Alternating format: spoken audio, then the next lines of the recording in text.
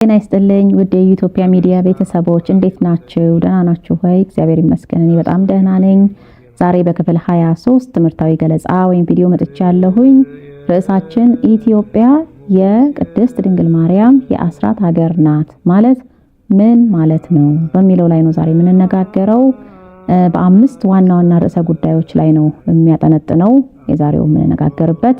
አንደኛ ኢትዮጵያ ለቅድስት ድንግል ማርያም አስራት ተደርጋ የተሰጠችው መቼና እንዴት ነው? ከመቼ ወዲህ ነው አስራት የሆን ነው ለሷ የሚለው።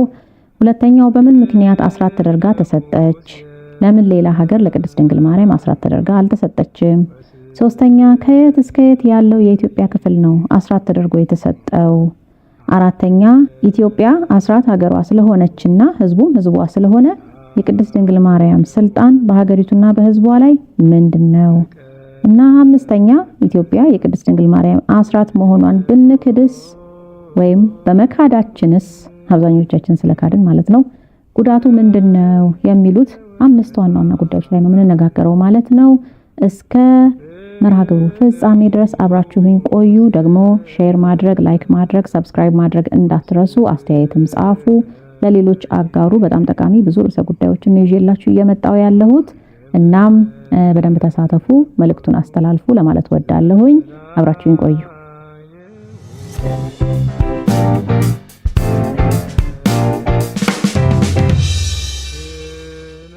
የመጀመሪያውን ጥያቄ እስኪ እኔ ኢትዮጵያ ለቅድስት ድንግል ማርያም አስራት ተደርጋ የተሰጠችው መቼ ነው?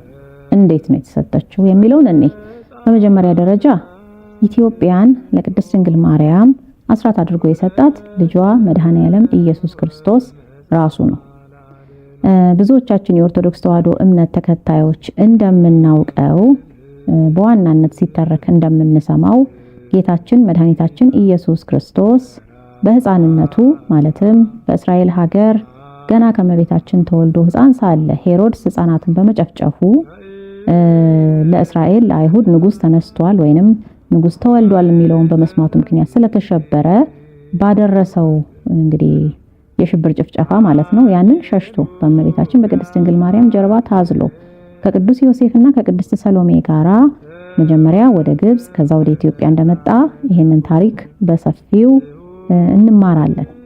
በቤተክርስቲያን በተለያዩ መጽሐፍትም ላይ ተጽፎ እናገኘዋለን። ለምሳሌ በተአምረ ማርያም፣ በድርሳነ ኡራኤል በመሳሰሉት መጽሐፎች ላይ ታሪኩ ዝርዝር ተደርጎ ተጽፏል። እንዲሁም በአንዳንድ ገድላት ላይ ለምሳሌ በገድለ ቅዱስ ዮሴፍ ላይ ይሄንን ታሪክ እናገኘዋለን። እናም በዚያን ወቅት ነው እንግዲህ ኢትዮጵያን ለቅድስት ድንግል ማርያም አስራት አድርጎ የሰጣት። እንዴት የሚለውን ባጭሩ ለማስረዳት ያህል እንግዲህ እመቤታችን ተሰዳ ወደ ኢትዮጵያ ስትመጣ መጀመሪያ ወደ ግብጽ ነው የሄደችው፣ ከእስራኤል ወደ ግብጽ ማለት ነው። በዚያም በአስቄጥስ ገዳም አቅራቢያ ነው ያለፈችው። ከዛም በሲሃት በረሃ አድርጋ ወደ ሐማሴን ወይንም ዛሬ ኤርትራ ወደምንለው ቦታ ገብታለች። በዚያም የተለያዩ ዛሬ ታላላቅ አድባራት ገዳማት የሆኑትን ቦታዎች እየባረከች ወደ አክሱም ነው የገባችው። አክሱም ገብታ አክሱም ጽዮንን ከልጇ ጋር አብራ ቤተክርስቲያኗን ጎብኝታታለች። በውስጧም ተገኝታ ከልጇ ጋር ብዙ ነገሮችን ተነጋግራለች። የሷ ምሳሌ የሆነችውን ታቦተ ጽዮንን እዚያው ቦታ ላይ ተገኝታ አይታታለች ማለት ነው። እንግዲህ እመቤታችንም ጌታችን መድኃኔዓለም ኢየሱስ ክርስቶስም ትሁታን ናቸው። ራሳቸው ምሳሌያቸው የሆነውን ነገር እንደገና ራሳቸው ሄደው ደግሞ ይሳለሙታል እንደ ሰው ስርዓት ያው ማድረግ ስላለበት ማለት ነው። እንግዲህ ከዚያም ዋልድባን፣ ደብረ ዳሞን የአቡነ አረጋዊ ቦታ የሆነውን ማለት ነው። ገና አቡነ አረጋዊ ሳይወለዱ በፊት ነው እንግዲህ ይሄ። ከዚያም ደግሞ ጣና ገዳማት ላይ ጣና ቂርቆስ ብለን አሁን የምንጠራው አቅራቢያ ላይ የጽዮን ቤተክርስቲያን የእመቤታችን አለች። በዛ ቦታ ላይ ቆይታ አድርገዋል። ከዚያም ደግሞ በሸዋ የተለያዩ አድባራትን አይታለች። ኤረርን፣ ዝቋላን ጎብኝታለች። እስከ ምስራቅ ኢትዮጵያ ደብረ አስቦ ወይም ደብረ ወገግ የምንለው ቦታ ድረስ የተወሰኑትን ቦታዎች በራሷ በእግሯ እየተዘዋወረች ነው ያየቻቸው። የተወሰኑትን ደግሞ ጌታችን መድኃኔዓለም ኢየሱስ ክርስቶስ በቅዱስ ኡራኤል መሪነት በደመና ላይ አድርጎ ቦታዎቹን ጠቅላላ አሳይቷታል። ምን እያለን ያሳያት? እንግዲህ እነዚህን ተራሮች ተመልከቺ፣ እነዚህ ተራሮች የተቀደሱ ናቸው፣ ቦታውንም አገሩንም ላንቺ ርስት አድርጌ ሰጥቼሻለሁ፣ ህዝቡንም አስራት አድርጌ ሰጥቼሻለሁ። አሁን እንግዲህ ርስትና አስራት የሚሉትን ቃላት ማወቅ አለብን ማለት ነው። መሬቱ ርስቷ ነው፣ በመሬቱ ላይ ያለ ማንኛውም ሀብት ርስቷ ነው። ማለትም ከናቹራል ሪሶርሶቹ የሚገኙት ምርቶች ማለት ነው እንግዲህ የሷ ሀብት ነው ማለት ነው። ህዝቡ ደግሞ አስራቷ ነው። ስለዚህ እንዲሁ በጥቅሉ ኢትዮጵያ አስራት ተደርጋ ተሰጥታለች እንላለን እንጂ ርስት፣ አስራት የሚሉትን ቃል ኪዳን የሚሉትን ምን እንደሚያመለክቱ በየዘርፉ እየበለትን ማየትም እንችላለን ማለት ነው። ከዚያም ደግሞ በእያንዳንዱ ቦታዎች ላይ የሚወለዱትን ለወደፊት ማለት ነው እንግዲህ ገና የክርስትና ሃይማኖት በዛ ሰዓት ጌታችን ተሰቅሎ ገና ስጋውን ቆርሶ ደሙን አፍስሶ የክርስትና ሃይማኖትን በይፋ አልመሰረተም። ግን ከተመሰረተ በኋላ የሚሆኑትን ነገሮች በትንቢት መልክ ነግሯታል ማለት ነው። እና በዚህ ቦታ ላይ ታላቅ ንጹህ መነኩሴ ይነሳል ወደፊት ባንቺ የሚያምን በኔ የሚያምን እያለ የእነ አቡነ ተክለ ሃይማኖትን መነሳት የእነ አቡነ ሳሙኤል ዘዋልድባን የእነ አቡነ አረጋዊን ቦታ እያሳያት በዚያ ቦታ ላይ እንደዚህ ያሉ አባቶች ይነሳሉ፣ በዚህ ቦታ ላይ እንደዚህ ያሉ ደጋግ መነኮሳት ይበዛሉ እያለ ብዙዎቹን አድባራትና ገዳማት አሳይቷታል ማለት ነው። እናም በዚህ መልክ ነው እንግዲህ ኢትዮጵያ አስራት ተደርጋ የተሰጠችው ማለት ነው። እንደው ባጭሩ እንጥቀሰው በሚል ነው እንጂ እንግዲህ የቃል ኪዳኑ ዝርዝር ራሱ ስንገባ በስምሽ የሚያምኑ ስምሽን ለሚጠሩ መታሰቢያሽን ለሚያደርጉ በስምሽ ቤተክርስቲያን ለሚያንጹ በዚህ ቦታ ላይ ብዙ አብያተ መቅደሶች በአንቺ ስም በኔ ስም ይታነጻሉ። ያንቺን ስም እስከ ዓለም ፍጻሜ የሚያመሰግኑ ካህናት በጎ መነኮሳት ይነሳሉ። እኔም እጠብቃቸዋለሁ በምድራዊም ሕይወታቸው በሰማያዊም ሕይወታቸው መከራን ጥፋትን አላሳያቸውም እያለ ነው እንግዲህ ታላቅ ቃል ኪዳን ለእናቱ የገባላት ማለት ነው። እንግዲህ እመቤታችንን መትሕተ ፈጣሪ መልዕልተ ፍጡራን ነው የምንላት አይደል? ከፍጡራን ሁሉ በላይ ከፈጣሪ ደግሞ በታች ከፈጣሪ ብቻ በታች እንግዲህ ትልቋ ማንም ፍጡር መላእክትም ኪሩቤልም ሱራፌልም ማናቸውም ፍጡራን ቢበቁ ቢጸድቁ ቢቀደሱ የእመቤታችንን ያህል ሊሆን አይችልም። እና ለዛች ለታላቅ ቅድስት ሴት ነው እንግዲህ አስራት ተደርገን የተሰጠነውና ይሄ በጣም ቀላል ነገር አይደለም። ዓለምን የሚያናውጥ ትልቅ እውነታ ነው ከጥንት እስከ ዛሬ ድረስ ማለት ነው። እኛ ብቻ ነን ያልገባን እንጂ ሌላው በደንብ ያውቃል። ብዙ ጊዜ እኛ ነን የምንደነዝዘው፣ የታሪኩ ባለቤት ይደነዝዛልና እንግዲህ በዚህ መልክ ኢትዮጵያን ካስጎበኛት በኋላ እንግዲህ ያው ሄሮድስ ስለሞተ ተነስታ ወደ እስራኤል ተመልሳለች። ጌታችንን ምንድነው ያለችው? በዚህ ቦታ እንኑር ብላው ነበረ አገሪቱን ቦታዋን ስለወደደቻት። ነገር ግን አይሆንም፣ ትንቢቱም የሚፈጸመው እስራኤል ላይ ነው። እንደገና ደግሞ በነቢያት እንደተነገረው ናዝራዊ ተብሎ ስለሚያድግ በናዝሬት ገሊላ የግድ መኖር ስላለበት ትንቢቶቹ በጠቅላላ የሚፈጸሙበትም ሁኔታ ጠቅላላ የሚገኘው ወይንም የሚታየው በብዛት እስራኤል ላይ ስለሆነ ወደዚያው ሊመለሱ ግድ ሆነዋል ማለት ነው። ታዲያ ይህንን ስንል እንግዲህ ኢትዮጵያ ለቅድስት ድንግል ማርያም አስራት ተደርጋ የተሰጠችው በቃ ያኔ ሲመጡ ነው ማለት ነው። ጌታችንን ተሰዶ ከሷ ጋር ወደ ኢትዮጵያ ሲመጣ ነው ማለት ነው። ከዛ በፊት አስራት አልነበረችም ማለት ነው ማለት አይደለም፣ ነበረች። ቅድስት ድንግል ማርያም ከመወለዷ በፊት ጀምሮ ኢትዮጵያ የእመቤታችን አስራት ናት። እንደምናውቀው አዳም ከገነት በተባረረ ጊዜ ከልጅ ልጅህ ተወልጄ አድንሃለሁ የሚለውን ቃል ኪዳን ሲቀበል በግዕዙ የሚለው እምወለት ተወለትከ ነው። በነገራችን ላይ ዝም ብለን ከልጅ ልጅህ እንላለን እንጂ ከሴት ልጅህ ሴት ልጅ ተወልጄ አድንሃለሁ ነው ያለውና ያቺን ሴት ሲናፍቁ ሲጠብቁ የመኖር ነገር ከጥንትም ጀምሮ ነበረ። እናም ባለፈው አንድ ልዩ ጥናታዊ ዘገባ በሚል መስቀል ምንድነው በሚል ርዕስ አንድ ቪዲዮ የለቀኩት አለ። ወደ ኋላ ሄዳችሁ ተመልከቱት። ብዙ ሰው ተመልክቶታል። አባ ተስፋ ስላሴ ሞገስ የሚባሉት ኢትዮጵያዊ ሊቅ በኢትዮጵያ በማዕከላዊ ኢትዮጵያ የፀሐይ አምላክ ቤተ መቅደስ የሚባል ቦታ ነበረ። ጥንት ጌታን በፀሐይ መስለው ያቺ ከሴት ልጅህ ሴት ልጅ የተባለችው ደግሞ ቅድስት ሐናና እመቤታችን ቅድስት ድንግል ማርያም ናቸው። ሐና ናት እመቤታችንን የወለደች። ስለዚህ ያቺ የንግስት አዳራሽ የሆነች ጽርሐ ንግስት የሆነች ሴት ቅድስት ሐና እመቤታችን ቅድስት ድንግል ማርያም ዋናዋን ንግስት እንደምትወልዳት ይሄንን ባይምሯቸው እያሰቡ ጥንት እንግዲህ በ5450 ዓመተ ዓለም ወይንም ከዛሬ 7466 ዓመታት በፊት አዳምና ሔዋን ገና በህይወት እያሉ የመጀመሪያዋ ቤተ መቅደስና የመጀመሪያዋ ታቦት እንደተቀረጹ ይሄንን በመንፈሳዊ ብቃት በቅዱሳን መላእክት ገላጭነት ያዩት አባ ተስፋ ስላሴ ሞገስ በመጽሐፋቸው ላይ ያስፍረውልናል። እንዲሁም ምርምርም ጨምረውበታል። ሁለቱንም ነው እሳቸው ከእግዚአብሔርም የተገኘውን እንደገና ደግሞ በራሳቸው ንባብ ጥናት የደረሱበትን የታሪክ መጽሐፍትን የብራና መጽሐፍትን በማገላበጥ ያገኙትን ሁለቱን እያመሳከሩ ነው የሚያስቀምጡልን ትልቅ ሊቅ ናቸውና ይህ ቤተ መቅደስ እንግዲህ አሁን ተሰውሮብናል ቢሆንም በኢትዮጵያ ነው ያለው። የመጀመሪያዋ የኪዳነ ምህረት ቤተክርስቲያን ልንላት እንችላለን ማለት ነው። እንግዲህ ከዚያን ጊዜ ጀምሮ ኢትዮጵያ የቅድስት ድንግል ማርያም የአስራት ሀገር ናት። ስለዚህ የዛሬ 2000 ዓመት ጌታችን ወደ ኢትዮጵያ ሲመጣ ብቻ የተጀመረ ነገር አይደለም ማለት ነው። እሺ ይሄኛውን የካራን የፀሐይ አምላክ ቤተ መቅደስ የሚለውን ፀሐይ የጽድቅ ጌታችን ኢየሱስ ክርስቶስ ከእመቤታችን እንደሚወለድ ተስፋውን ይዞ አዳም አባታችን አዳም እናታችን ሔዋን ያመልኩበት የነበረውን ቤተ መቅደስ እንግዲህ በእነሱ ዘመን የነበረው አምልከውበታል እየኑ ማምነው ነኝ እና ያንን እንኳን ለመቀበል ቢቸግረን ታቦተ ጽዮንን ማየት እንችላለን። ከጌታችን መወለድ ከ1000 ዓመታት በፊት ገደማ በንግስተ ሳባ ጊዜ በልጇ በቀዳማዊ ሚኒሊክ ወይም ዳዊት ተብሎ ነው ስመ ንግስናው ዳዊት ተብሎ ነው የነገሰው። በአጼ ዳዊት ልንለው እንችላለን። በአጼ ዳዊት ጊዜ እንግዲህ የታነጸችው የጽዮን ቅድስት ድንግል ማርያም ቤተክርስቲያን ወይም ቤተ መቅደስ በኋላ ቤተክርስቲያን ሆናለች። ይህቺ ቦታ ታቦተ ጽዮንን ተሸክማ የኖረች ናት አሁንም ድረስ ማለት ነው እንግዲህ እንደምናምነው። በዚያ ምክንያት እንግዲህ ኢትዮጵያ የጽዮን ርስት ሀገር ተደርጋ ለቀዳሚዋ የእመቤታችን ምሳሌ ተሰጣለች ማለት ነው አይደል ከ3000 ዓመት በፊት። ስለዚህ ከጌታችን መወለድ በፊትም ይቀድማል ከእመቤታችን መምጣት በፊትም ይቀድማል ማለት ነው። ሁሉም ነገር የተዘጋጀው ኢትዮጵያ ስትዘጋጅ የኖረችው የቅድስት ድንግል ማርያም አስራት ለመሆን ነው ማለት እንችላለን። ልክ ነቢያት የጌታችንን መምጣት በተስፋ ሲጠባበቁ ኖሩ።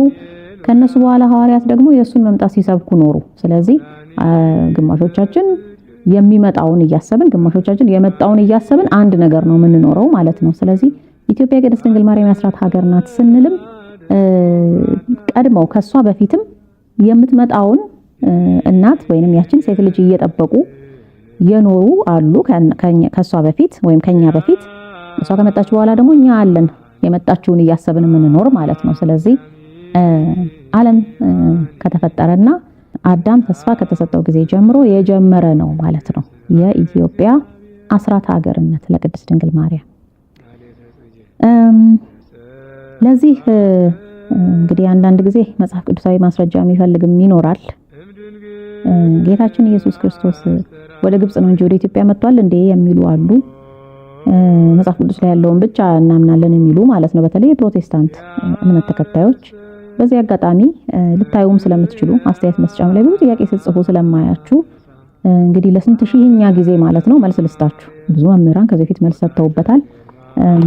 መልስ የሚሆናችሁ ካላችሁ ማለት ነው። እነሆ እግዚአብሔር በፈጣን ደመና ተቀምጦ ወደ ግብጽ ይመጣል ተብሎ በትንቢተ ኢሳይያስ ምዕራፍ 19 ቁጥር 1 ላይ የተጻፈው አለ። አዎ ፈጣን ደመና የተባለች ቅድስት ድንግል ማርያም ናት። ጌታችንን ይዛ ወደ ግብጽ ተሰደደች። በዛው መንገድ ወደ ኢትዮጵያ ለመግባቷ ማስረጃ ደግሞ የኢትዮጵያ ድንኳኖች ሲጨነቁ አየው፣ የምድያም መጋረጃዎች ተንቀጠቀጡ የምትለው ሃይላይት የተደረገባት ትንቢተ ዕንባቆም ምዕራፍ 3 ቁጥር 7 ላይ የምናገኛት ቃል ሙሉ ምዕራፉን ስናነበው የጌታችንን መንገዱን የእግዚአብሔርን መንገዱን የሚያሳይ እንደውም በድርሳነ ዑራኤል ላይ እንደሚታየው እመቤታችን ወደ ጣና ገዳማት በምትመጣበት ጊዜ መላእክት ሌሊቱን ከበውት አድረው የጣናን ባህር አጋንንትን በጠቅላላ እዛ ቦታ ያሉትን አጭደው ወደ ሲኦል እንደወረወሯቸው ያሳያልና ይሄ ሁሉ ድንቅ የሆነ አካሄዱ የሰውን ልጅ ለመጥቀም አጋንንትን ለማሸነፍ የሄደበት ጥበቡ ምን ያህል ጥንታዊና ጥልቅ እንደሆነ የሚናገር ምዕራፍ ነው ማለት እንችላለንና በዚያ ውስጥ ይሄ ቃል ተካቷል።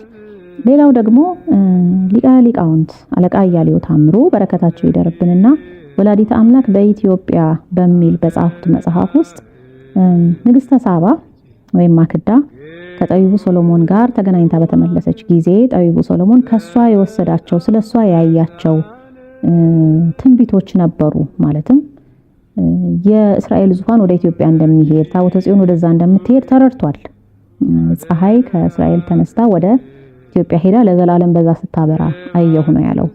ራእዩን ወይም ደግሞ ያየውን ህልም ሲናገር ከሷ ጋር ካደረ በኋላ በዚያ ሂደት ውስጥ ንግስተ ሳባ የምታገኘውን ሀገሯ የሚያገኘውን በረከት ምን ያህል ትልቅ ስርዓትን ይዛ ከእስራኤል ወደ ኢትዮጵያ እንደምትሄድ ባየበት ጊዜ የሷን አንደበት አድርጎ መኃልየ ላይ የተናገራቸው ብዙ ነገሮች አሉ። እንዲሁም በሷ በኩል ደግሞ የእመቤታችንን አንደበት አድርጎ እሷ እንደምትናገር አድርጎ ወይም ስለሷ እየተናገረ የዘመራቸው መዝሙራት አሉ።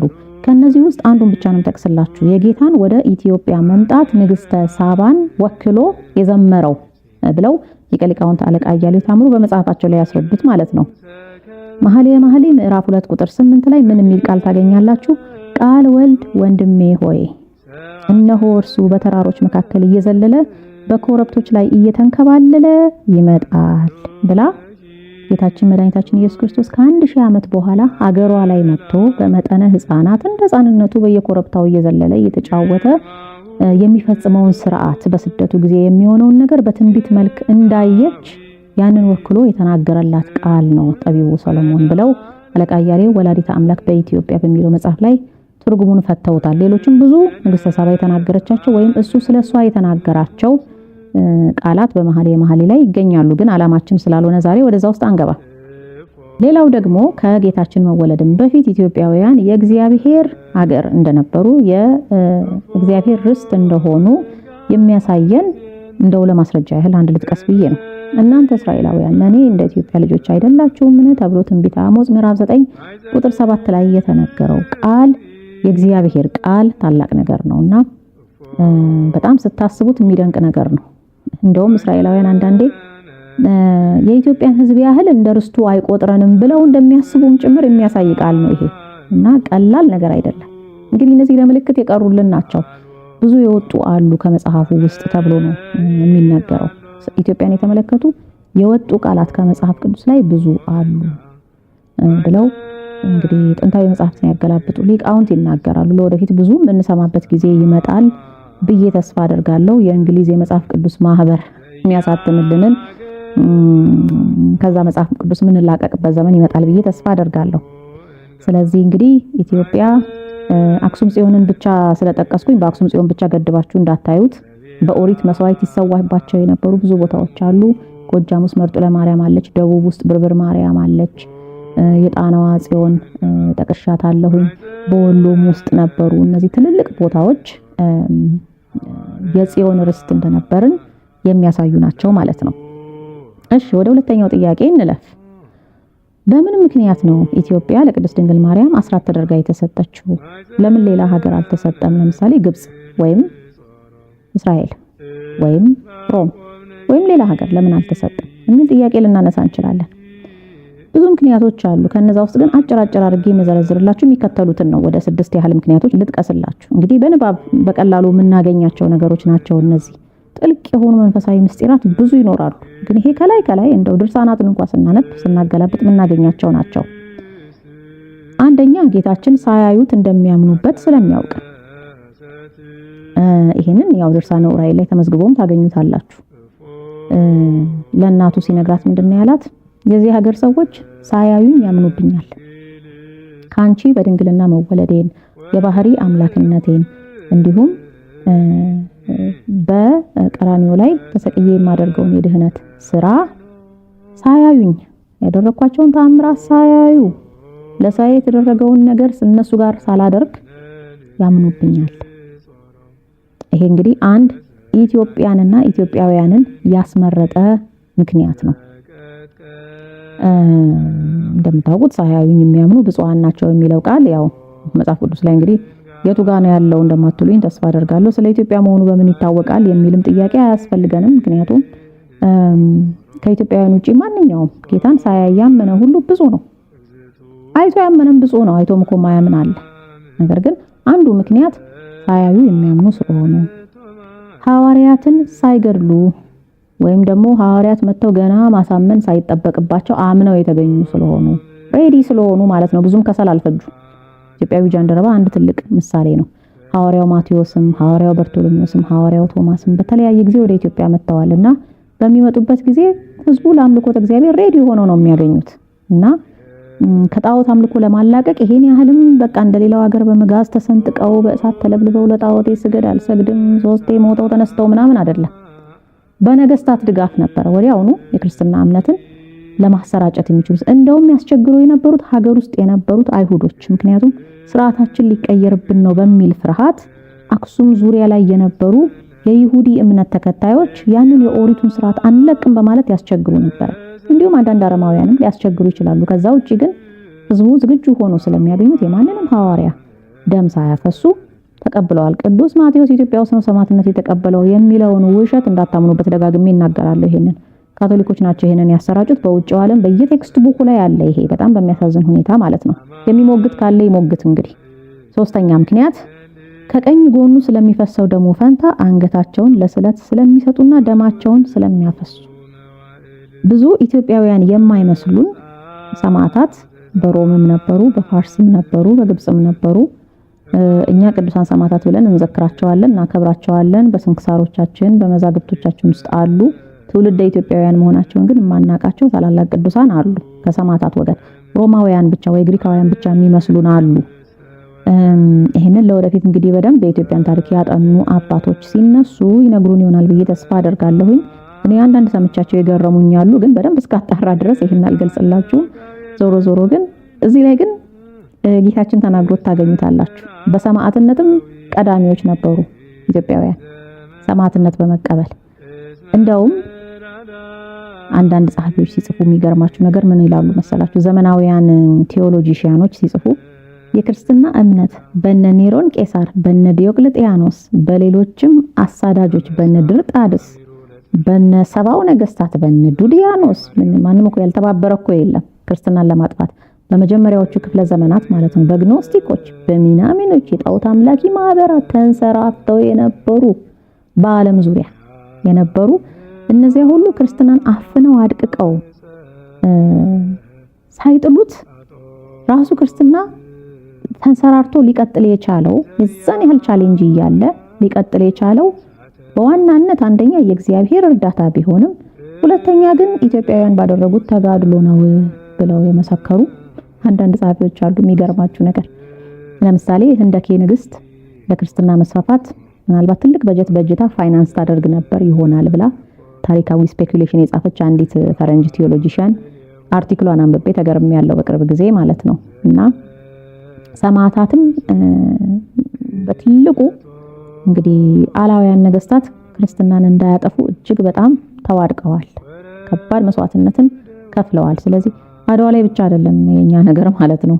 እንደውም ሴሌብሬት መደረግ ካለበት በጣም መደረግ ያለበት የመጀመሪያዎቹ አስቸጋሪ የክርስትና የ200-300 ክፍለ ዘመናትን እንዴት አድርገው ኢትዮጵያውያን ከባድ መስዋዕትነት እየከፈሉ በየሀገሩ እየሄዱ ወደ ህንድ፣ ወደ ፐርሺያ እስከ ሮም እስከ ምን እየተጋደሉ እየተሟገቱ እነሱ ብቻ ናቸው ማለት አይደለም፣ ግን ቀዳሚውን ሚና ተጫውተዋል የሚለው ነገር በደንብ አልተነገረንም በአሁን ዘመን። እና ሰማዕታቱ ሁሉ ሮማውያን ነው የሚመስሉን፣ ግን አይደሉም። አሳዳጆቹ ናቸው ሮማውያን እንዲሁም አይሁዶች። አራተኛ ኢትዮጵያ አስራት ተደርጋ ለቅድስት ድንግል ማርያም የተሰጠችበት ምክንያት በስደት ካለፈችባቸው ቦታዎች ሁሉ በተሻለ ሁኔታ እፎይታ አግኝታ ያረፈችበት ቦታ ስለሆነ፣ ፍቅርን ያገኘችበት ስለሆነ፣ ማረፊያ ተሰጥቷት እንደ ልቧ ልጇን ይዛ ማረፍ የቻለችበት ቦታ ስለሆነ አቀባበል ተደርጎላት ማለት ነው። በነገራችን ላይ ቅድስት ድንግል ማርያም በኢትዮጵያ ያደረገችውን ቆይታ በሰፊው የሚተነትኑ መጽሐፎች ለወደፊት እንዲኖሩ ተስፋ አደርጋለሁ በጣም። ምክንያቱም በጣም ደስ የሚል ታሪክ ነው። ከዚህም የበለጠ ትልቅ ነገርም የለም። እንደ ሀገርም ስታስቡት በቃ ቦታዋ ነው የመጣችው። ከጥንት ጀምሮ ስትጠብቃት የነበረችው ምድር ላይ ነው የመጣችውና በተለያየ መልክ ስታስባት የነበረችው ቦታ ላይ ነው የመጣችው። ስለዚህ ብዙ መነገር ያለባቸው ነገሮች አሉ። ስለዚህ እውነታ ረጅም ጊዜ ያሳለፈችው ኢትዮጵያ ውስጥ ቀላል አይደለም። ጣና ቂርቆስ ላይ ብቻ እንኳን 3 ወር አካባቢ ተቀምጣለች። እነዛን 3 ወራት ብዙ የተከናወኑ ነገሮች አሉ። በደንብ ወጥቶ ሊነገር ይገባል ታሪኩ ማለት ነው በደንብ። እናም ትልቅ ፍቅርን ስላገኘች እመቤታችን ብለው ይጠሯት ነበረ። ዛሬ አይደለም እመቤታችን ማለት የጀመርነው ያኔ ነው። ታሳዝናቸው ነበረ። እመቤታችን ምን እናርግልሽ፣ ነይ እኔ ቤት ግቢ፣ ነይ እኔ ቤት ግቢ ይሏት ነበረ። በሌላ ቦታ ላይ ግን ስደት ነው የገጠማት። አንቺ ሲያዩሽ መልክሽ፣ ለምሳሌ ግብጽ ላይ ሲያዩሽ መልክሽ የነገስታት ልጅ ትመስያለሽ፣ እንደው ባህሪሽ ቢከፋ ነው እንጂ ስደተኛ የሆንሽው እያሉ ይተቋቆሙባት ነበረ። በመልካም የሚቀበሏትም የተወሰኑ አሉ። ነገር ግን ከሊቅ እስከ ደቂቅ በሚባል ደረጃ በጥሩ አቀባበል ነገስታቱም መሳፍንቱም ጣናን ያስተዳድሩ የነበሩ ሌዋውያን ካህናትም ጭምር በሚገባ ተቀብለዋት ረፍት አግኝታ የተቀመጠችበት ቦታ ኢትዮጵያ ስለሆነች በዚያ ምክንያት ሰው ሲቀበለን ደስ ይለናል አይደል? ስለዚህ ኢትዮጵያ ልትወዳት ትችላለች ማለት ነው። ከዚህም በተጨማሪ በድርሳነ ኡራኤል ላይ እንደተገለጸው ጌታችን መድኃኒታችን ኢየሱስ ክርስቶስ ምን ብሎ ነግሯታል? ወደፊት አይሁድ በምቀኝነት ተነሳስተው በመስቀል ላይ ሲቸነክሩኝ የሚፈሰውን ደሜን ቅዱስ ኡራኤል ቀድቶ በቅድሚያ የሚረጫት እቺን ሀገር ነው ብሎም ጭምር ነግሯታል። ብዙ ምስጢራትን አስረድቷታል። አምስተኛ ምክንያት ራሷ ኢትዮጵያና የኢትዮጵያ ሕዝብ በጥቅሉ እንደ ሀገር ማለት ነው እመቤታችንን ምሳሌዋ ስለሆኑ ነው። ሀገሪቱ ራሷ ምሳሌዋ ናት በብዙ ነገር። ለምሳሌ ሰንደቅ ዓላማዋን ማየት እንችላለን በቀላሉ። የማርያም መቀነት ነው የምንለው አይደለም? የኖህ ቃል ኪዳን ምልክትን ዳግመኛ በንፍር ውሃ አላጠፋም ያለበትን የምህረትን ቃል ኪዳን እሱን ይዘን ነው ሰንደቅ ዓላማ ያደረግነው። ስለዚህ ከኛ በላይ እንግዲህ ማን አስራት ሊሰጥ ነበረ? ከተቀበልነው ማለት ነው። የተሰጠው ለዓለም ሕዝብ ሁሉ ነው። ነገር ግን ሌላው ዓለም አልፈለገውም። በተለያየ ምክንያት አምልኮ ጣዖት ውስጥ ይገባል፣ ሰንደቅ ዓላማውን ይጠላዋል። እያለ እየተሸረፈ ሄደ እንጂ ሌላ ሰንደቅ ዓላማ እኮ አልነበረም። ኢትዮጵያ ውስጥ የክልል ባንዲራዎች በመብዛታቸው እንገረማለን። ግን በጣም መገረም ያለብን በዓለም ላይ የተለያዩ ሀገራት ባንዲራዎች በመብዛታቸው ነው። እንደውም መጀመሪያ የሚያስገርመን እሱ ነው መሆን ያለበት። ምክንያቱም የኖህ ቃል ኪዳን ለዓለም ሁሉ ነው የተሰጠው። ግን እሺ ብለው የተቀበሉት ኢትዮጵያውያን ናቸው። እና ያሳዝነኛል አንዳንድ ጊዜ ሰንደቅ ዓላማ ምንም የመንፈሳዊ ትርጉም የለውም ጨርቅ ነው ምናምን ሲባል በቤተክርስቲያን መምህራን ይሄ ሲነገር ይገርመኛል። በኋላ መጣበታለሁ እንደገና ደግሜ። ኢትዮጵያ የምስጢር አገሩ ናት። ለእግዚአብሔር ብዙ ነገሮችን ኢትዮጵያ ውስጥ ሰውሯል የሚለው ነገር በእኛ ብቻ ሳይሆን በውጭ ጸሐፍትም ይታመንበታል። እንደውም በወንጌል ጌታችን መድኃኒታችን ኢየሱስ ክርስቶስ በማቴዎስ ወንጌል ላይ ስለ ንግስተ ሳባ ወይንም ስለ ንግስተ አዜብ ሲናገር ከምድር ዳርቻ ድረስ የሰለሞንን ጥበብ ለማየት መታለችና ነው ያለው። ይሄ የምድር ዳርቻ የሚባለው ነገር ምንድነው? ጂኦግራፊካሊ ኢትዮጵያ የምድር ዳርቻ ናት? ዳር ላይ ነው ያለችው ወይስ ምን ማለት ነው ሲባል ሰው የማያገኛቸው ስውር ቦታዎች ኢትዮጵያ ውስጥ ብዙ ስላሉት ነው ብለው የሚፈቱት አሉ። የጂኦግራፊ አረዳዳችን እንደሚያውቀውም አይደለም የኢትዮጵያ አቀማመጥ ነው የሚባለው። በመንፈሳዊ እይታ ሲታይ ብዙ ነገሮች በውስጧ አሉ። በስጋዊ ጥበብ ማናያቸው በፍጹም ማናገኛቸው በጂፒኤስም በአውሮፕላንም ብናይ የማይገቡን አቀማመጦች፣ ስፋቶች እና ቦታዎች አሉ። ስለዚህ የምስጢር ቦታው ናት የሚለውን ነገር የሚገርማችሁ የኛ ሀገር ጸሐፍት ሳይሆኑ ይሄንን ተንትነው የጻፉት የውጭዎቹ በሬኔሳንስ ዘመን ጽፈውታል። ይሄንን የሚገርማችሁ እና እናንተ ማታቋቸው እኛ የምናያቸው ብዙ መሬቶች አሉ ይሏቸው እንደነበረ ኢትዮጵያውያን የጻፉትን አይቼ አውሮፓውያን ገርሞኛል። አንድ እንደዛ ተብሎ የተጠቀሰ ጽሑፍ አይቻለሁ። እንዲሁም ደግሞ ዳርቻ ሲባል ሩቅ ማንም ሄዶ እንደልቡ የፈለገውን ጣዖት አምልኮ ሊያስፋፋበት የማይችል ቦታ ኢናክሰሰብል የሆነ በእግዚአብሔር ተጠብቆ የሚኖር ቦታ ተብሎ ስለሚወሰድም የኢትዮጵያ ሁኔታ ከጥንትም ጀምሮ በዚህ መልክ ነው የምድር ዳርቻ የሚለውን ቃል የሚፈቱት። ብዙ ጊዜ ሞክረው ከጥንትም ጀምሮ ስላልተሳካላቸው ማለት ነው። ለምሳሌ ታላቁ እስክንድር ብዙ ቦታዎችን ወሯል፣ አስገብሯል። ኢትዮጵያን ግን አልቻለም። ይሄ ደግሞ በመለኮታዊ ጥበቃ የሆነ ነገር ነው እንጂ ሄደው ከሱ ጋር ጣልተው ተደባድበው ምናምን ብቻ የሆነ ነገርም አይደለም። እና በዚህ ምክንያት ኢትዮጵያ የቅድስት ድንግል ማርያም ምሳሌዋ ናት። ለምን? እመቤታችንም አክሰሰብል አይደለችም፣ የተዘጋች በር ናት። በእግዚአብሔር ጸንታ የምትኖር ሀገር፣ የእግዚአብሔር ሀገር፣ የእግዚአብሔር ከተማ ናትና ኢትዮጵያ ምሳሌዋ ናት። የገነት ምሳሌ ናት ኢትዮጵያ። እመቤታችንም በገነት ብዙ ተመስላለች። ስነ ፍጥረት ምሳሌዎቿ ናቸው ለቅድስት ድንግል ማርያም ተብሏል። እንደውም ዝም ብዬ ስጽፍ ነበር የሆነ ቀን የእመቤታችን ምሳሌዎች የሆኑ ነገሮችን ብዬ ማለት ነው። የምንኖርበት ኮንቴክስት ራሱ እመቤታችን ናት ብለን ነው እኛ የምናምነው። ላንብብላችሁ የዘረዘርኳቸውን ነገሮች በጥቂቱ እንግዲህ ከመጽሐፍ ቅዱስና ከተወሰኑ ጸሎት መጽሐፍት ላይ ለምሳሌ ከአርጋኖን አባ ጊዮርጊስ ዘጋስጫ ከደረሰው ላይ እንዴት ነው እመቤታችን የተመሰለችው እዛ ላይ የሚለውን ሳይ ለምሳሌ በባህር ተመስላለች፣ በእርሻ፣ በአበባ፣ በሐመልማል፣ በልምላሜ፣ በምድር፣ በሰማይ፣ በሀገር፣ በከተማ፣ በዛፍ፣ በዕፀ ሕይወት፣ በዕፀ ሳቤቅ፣ በዕፀ ሲና፣ በውሃ ጉድጓድ፣ በአለት፣ በውሃ ምንጭ፣ በጨረቃ፣ በቀስተ ደመና፣ በደመና፣ በምስራቅ የፀሐይ መውጫ ማለት ነው፣ በከዋክብት፣ በፀሐይም የምትመሰልባቸው ቦታዎች አሉ። እንደገናም በመሰላል፣ በታቦተ ጽዮን፣ በቤተ መቅደስ፣ በመሶበ ወርቅ፣ በማሰሮ ኤልሳ ማሰሮ ተብላለች፣ በእንቁ፣ በወርቅ፣ በቀለበት፣ በመርከብ፣ በወደብ፣ በደብተራ ኦሪት፣ በተራራ ወይም በአምባ ተራራ እንደውም በጣም የምትመሰልበት ነገር ነው። በካህናት ልብስ ለምሳሌ የአሮን ልብስ የልብሰ ተክህኖ ማለት ነው። በቤት ምሰሶ፣ በማዕጠንት፣ በመቅረዝ፣ በበትር፣ በጸምር ወይም በሐር፣ በመጋረጃ፣ በበገና፣ በመሰንቆ፣ በዙፋን ምን ቀረ እንግዲህ ሌላው ቀርቶ በእግዚአብሔር አብም ተመስላለች አይደል? አርጋኖን ላይ እና በምንም ያልተመሰለችበት ነገር የለም። በሌላ ቋንቋ ምንድነው መሰላችሁ? እኛ እግዚአብሔርን የምናገኝበት ቦታ እኔ ለምሳሌ ጸሎት ሳደርግ እግዚአብሔርን የማገኝበት ይሄ ቦታዬ አለ። እዚህ ጋር ሆኜ ጸሎት ባደርግ እዚህ ቦታ ላይ ከእግዚአብሔር ጋር እየተገናኘው ነው ማለት ነው። ጊዜውና ቦታው አለ አይደለም? መቼት የሚባለው ነገር ኮንቴክስት የምንለው ነገር ቴምፖራል ኮንቴክስት አለ፣ እንደገና ደግሞ ስፓሻል ኮንቴክስት አለ። ያቺ ናት ቅድስት ድንግል ማርያም ማለት ነው። ጌታን የምናመልክበት ምድር ተሰጥቶናል፣ ምድር ራሷ በሷ ተመስላለች። አገር ተሰጥቶናል፣ አገር በሷ ተመስላለች። መቅደስ ተሰጥቶናል፣ መቅደስ በሷ ተመስላለች። ስለዚህ ጌታን የምናገኝባት ቦታ የእግዚአብሔር አገር፣ እግዚአብሔርን ለማግኘት እሷ ጋር መሄድ ግዴታችን ነው ማለት ነው። ኮንቴክስቱ እሷ ናት። ስለዚህ በዚህ ሁሉ ነገር ተመስላ ከሆነ እንግዲህ የምትመሰገነው የመጀመሪያዎቹ ኢትዮጵያውያን ደግሞ ስነ ፍጥረትን ሲያጠኑም ምን ሲሉም በሷ የመመሰል ነገሩ ስላላቸው ምድርንም የሚረዱበት መንገድ የእግዚአብሔር መቅደስ አድርገው ስለሆነ ይሄ በሰፊው ተጽፏል። በሰፊው አልገባበትም። በሬኔሳንስ ጸሐፊዎች ግን ተጽፏል። ራሱ ምድርን የእግዚአብሔር ቤተ መቅደስ አድርጎ የመመሰልና የመረዳት ስነ ፍጥረትንም የእግዚአብሔር ምሳሌዎች በሙሉ አድርገው የመረዳት ነገሩ ስለነበራቸው ማለት ነው። የማርያምን ክፍል አያነሱትም ብያቸዋለሁ ሬኔሳንስ ሰዎች፣ ምክንያቱም ፍሪሜሰኖች ናቸው። ከሷ ጋር እንትን አይሉ እቺ የእግዚአብሔር የምትለውን ብቻ ግን ያጠኗታል። ምክንያቱም የእግዚአብሔርን ኃይል እነሱም ከቻሉ መካፈል ስለሚፈልጉ ማለት ነውና በዚህ ሁሉ ስለምትመሰል እንግዲህ ራሷ ኢትዮጵያ የቅድስት ድንግል ማርያም ምሳሌዋ ናት። እንደገና ነፃ አጋዚት ወይም ደግሞ ብሔረ አጋዚያን ነው የምትባለው ኢትዮጵያ አይደል? ነፃይቱ ሀገር የሚለው በተለያዩ ድርሳናት ላይ ተደጋግሞ ተጽፏል።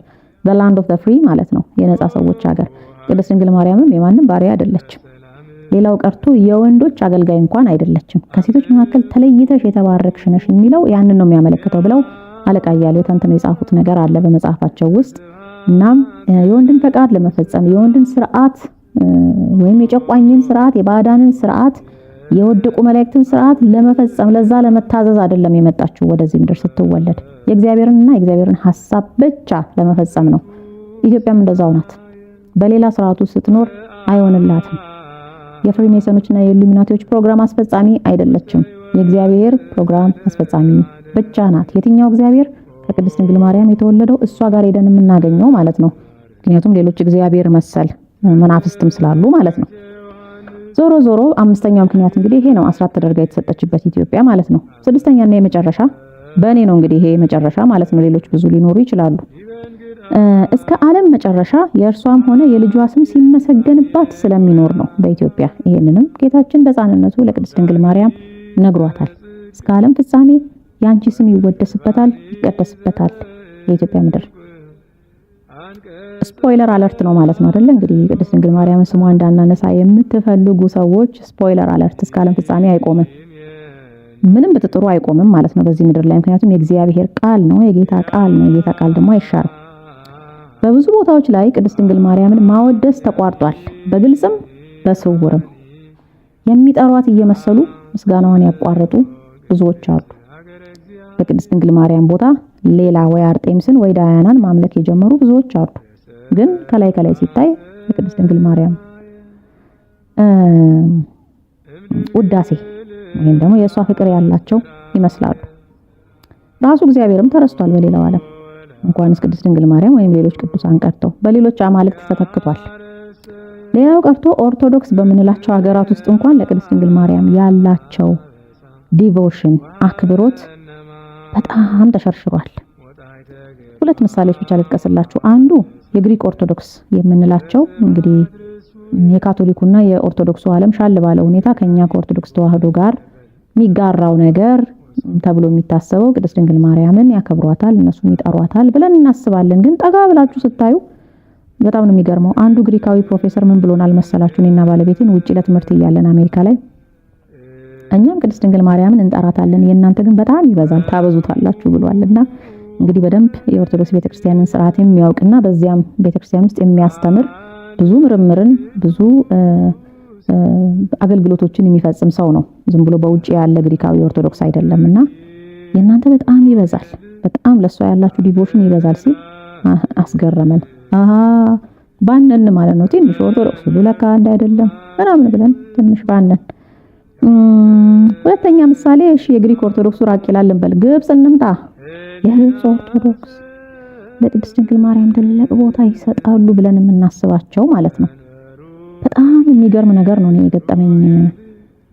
ከስንት ዓመታት በፊት ልበላችሁ፣ ከ14 ከ15 ዓመት በፊት ይሆናል። መጀመሪያ ገና ወደ ውጪ እንደሄድኩኝ ከአንዱ ግብጻዊ ጋር ለማውራት እድሉ ገጥሞኛል። ኦንላይን ነው ቻት ያደረግነው፣ በአካል አይደለም። እና ይሄም ግብጻዊ የአንድ የኦርቶዶክስ ተዋህዶ የነሱ ማለት ነው ዌብሳይት አድሚኒስትሬተር ነው። ስለዚህ ምን ብላችሁ ተራ ሰው ነው፣ የማያውቅ ሰው ሊሆን ይችላል ብላችሁ የምትገምቱት ሰው አይደለም። ክህነት ያለውም ሰው ነው። ቢያንስ ወይ ዲቁና ቢያንስ አለዚያም ቅስና ያለው ሰው ነውና ኦንላይን እያወራን ኢትዮጵያዊ መሆኔን የተለያየ ነገሮች አወራን በጥቂቱና አባ ሕርያቆስን ታውቁታላችሁ ብዬ ጠየቅኩ። ለምንድን ነው መሰላችሁ ያን የጠየቁት? አባ ተስፋ ስላሴ ሞገስ ምን ይላሉ? አባ ሕርያቆስ ቅዳሴ ማርያምን ደረሰ የምንለው ግብጻዊ ሳይሆን ኢትዮጵያዊ ነው የሚሉት ነገር አላቸውና ያ ነገር በጣም ገርሞኝ ስለነበረ አባ ሕርያቆስን ታውቁታላችሁ ወይ? ስንት ቅዳሴ ነው ያላችሁ? ቅዳሴ ማርያምን ታውቁታላችሁ ወይ ብዬ ጠየቅኩትና አንቀድሰውም አለኝ። ያውቀዋል ቅዳሴ ማርያምን ግን አንቀድሰውም፣ በእኛ ቤተክርስቲያን ተከልክሏል አለ። ለምን ብዬ ጠየቅኩና በውስጡ ምስጢረ ሥላሴን አስመልክቶ ብዙ የተፋለሱ ትምህርቶች ስላሉት አቡነ ሽኖዳ ይበለኝ አለዚያም አቡነ ቄርሎስ ከእሳቸው በፊት የነበሩት ጳጳስ ማለት ነው ከልክለዋል እንዳይቀደስ በቤተክርስቲያን። በጣም ነው የገረመኝ። ምክንያቱም የዛ የቅዳሴ ማርያም ደራሲ ብለን እኛ የምናምነው አባ ሕርያቆስ ግብጻዊ ነው ብለን ነው የምናምነውና ከኛ በበለጠ እንደውም ቅዳሴ ማርያምን በፍቅርና በተለያየ የመዘከሪያ መንገዶች በቃ የአባ ሕርያቆስ ስም ገኖ ነው ግብጽ ውስጥ የሚታወቀው የሚል ነገር ነበር የምጠብቀውና ብዙዎቹ እንደውም እንደማያውቁት ነው የገለጸልኝ ማለት ነው። እሺ ቆይ ቅዳሴ ዮሐንስ ወልደ ነጎድጓድን ስትቀድሳላችሁ ወይ አልኩት። አንቀድስም እሱ የኢትዮጵያ ቅዳሴ ነው አለኝና አረፈው ጭራሽ። ዛትስ ኢትዮጵያን አናፎራ ወይም ዛትስ ኢትዮጵያን ሊተርጂ እንደዛ ነገር አለኝና እንግዲህ በእኛ ቤተክርስቲያን 14 ቅዳሴያት አሉ ነው የሚባለው። እሺ ቆይ እናንተ የምትቀድሱት ከነዚህ ከ14ቱ የትኛውን ነው ስለው እኛ የምንቀድሰው እኛ እውቅና የምንሰጠው የባስሊዮስ ቅዳሴ፣ የጎርጎሪዮስ ቅዳሴና ቅዳሴ ዘቄርሎስ የቄርሎስን ቅዳሴ ነው። ሶስቱን ብቻ ነው አለኝና በጣም ተገረምኩ። በኋላ ግን ከብዙ ዓመታት በኋላ ምክንያቱም ተረዳሁኝ። የካቶሊክ ተጽዕኖ ነው። ካቶሊኮችም ሶስቱን ብቻ ነው የሚቀበሉት። ማለትም በግብጽ ያለችው የካቶሊክ ቤተክርስቲያን ሶስቱን ብቻ ነው የምትቀበለው። ስለዚህ በካቶሊክ ልክ ራሳቸውን እየከረከሙ ነው ማለት ነው አይደል? እና አባ ሕርያቆስ እውነትም ኢትዮጵያዊ ሳይሆን አይቀርም አልኩኝ። አባ ተስፋ ስላሴ ሞገስ ሌላ ምን ይላሉ መሰላችሁ? ዮሐንስ ወልደ ነጎድጓድ ራሱ ወንጌላዊ ዮሐንስ በከፊል ኢትዮጵያዊ ነው ይላሉና ምናልባት የኢትዮጵያ ቅዳሴ የሚሉት ለዛ ይሆናል እንግዲህ አይታወቅም። ቄርሎስ ደግሞ በከፊል ኢትዮጵያዊ ነው። አፍናቴዎስ ሙሉ ለሙሉ ኢትዮጵያዊ ነው ብለው ነው እሳቸው በመጽሐፋቸው ላይ ቅዱስ ማርቆስ ኢትዮጵያዊ ነው፣ የተዋህዶ አንበሳ መድኃኔዓለም ኢየሱስ ክርስቶስ ነው በሚለው መጽሐፋቸው ላይ የትውልድ ሐረጋቸውን ጽፈዋል። የሐዋርያትንና የአንዳንድ ሊቃውንትንና እንግዲህ ምናልባት ዘረኝነት ይሆን አንዳንድ የኢትዮጵያ ቅዳሴ ምናምን እያሉ አንዳንድ ነገሮችን የሚያስወግዱት እኔ አላውቅም። እና ይገርመኛል እንግዲህ ቅድም የጠቀስኩላችሁ ነገር አለ። አንዳንድ የኛ ቤተክርስቲያን መምህራን ለምሳሌ በሰንደቅ ዓላማ አስመልክቶ ምን ይላሉ? ሰንደቅ ዓላማ እኮ ሃይማኖታዊ ምልክት አይደለም፣ ከክርስትና ጋር አታገናኙት። ግብጾች እኮ የኢትዮጵያን ሰንደቅ ዓላማ አይጠቀሙም። አርመኖች እኮ አያውቁትም። እነ ጊዮርጊስ እኮ አያውቁትም። እና የክርስትና እምነት አይደለም ብለው እነሱን እንደ መለኪያ አድርገው ያስቀምጡልናል። ቅዳሴ ማርያምንም እኮ አያውቁትም። ስለዚህ እንተው ቅዳሴ እግዚእን አያውቁትም። የጌታን ቅዳሴ በጣም ያሳዝነኝ። የጌታን ቅዳሴ እንዴት አይቀድሱ? ሌላው ቢቀር እሱንም እንተው ግብጾች ስለማይቀድሱ ቅዳሴ ሐዋርያትን አይቀድሱም። እንተው ምንድነው እያሉን ያሉት? እንቶ እንደሚሉን እርግጠኛ ነኝ። ግብጾች ስለማይቀድሱ እንቶ በቃ በእነሱ ልክ ቁመታችንን አሳጥረው ሊከረክሙን ነው የሚፈልጉት ማለት ነው። ይሄ የካቶሊክ ተጽዕኖ ነው። ካቶሊክ ግብጽ ላይ ተጽዕኖ ታሳድራለች፣ ግብጽ ኢትዮጵያ ላይ ተጽዕኖ ታሳድራለች። በማን በኩል? ኢትዮጵያዊነታቸውን በጠሉ ሰዎች በኩል። እና እንደዚህ አይነት ነገር በጣም ነው በግሌ የሚገርመኝና የሚያናድደኝ። አትስሙ፣ አትቀበሉ። የኛ የሆነውን ለኛ የተሰጠንን ነገር መጠበቅ ግዴታችን ነው። ግብጽ ሰንደቅ ዓላማዋ ላይ አረንጓዴ፣ ቢጫ፣ ቀይ የማናይበት ምክንያት የራሷ ችግር ነው። መቀበል ነበረባት እንደውነቱ ከሆነ። ምክንያቱም የኖህ ቃል ኪዳንን ነው እንጂ ሌላን የሚያመለክተው ነገር የለም። ለምንድነው ጥቁር፣ ነጭ፣ ቀይ የምታደርገው? እሱን ራሷ ትመራመርበት። አርመን ለምንድነው የማትቀበለው? ትመራመርበት። የሆነ ችግር አለ ማለት ነው ያልተቀበለችበት ታሪካዊ ችግር። ስለዚህ እኛ ለነሱ ነው የቤት ስራውን መስጠት ያለብን እንጂ የነሱን የቤት ስራ አይደለም ወደኛ ማምጣት ያለብን። እንዲህ አይነት ነገር አትስሙ፣ ምክንያቱም በነፍስ ፍርድን ያመጣል። ልቀጥል። ዞሮ ዞሮ እንግዲህ ይህን ቃል ኪዳን አስራት ተደርገን የመሰጠታችንን ነገር የነገረን ማን ነው መሰላችሁ? መጀመሪያ የጻፈልን ዮሐንስ ወንጌላዊ ነው። እውነትም በጋፊል ኢትዮጵያዊ ሳይሆን አይቀርም አይደል? ቁጭ ብሎ ከመቤታችን እየሰማ ጽፏታል።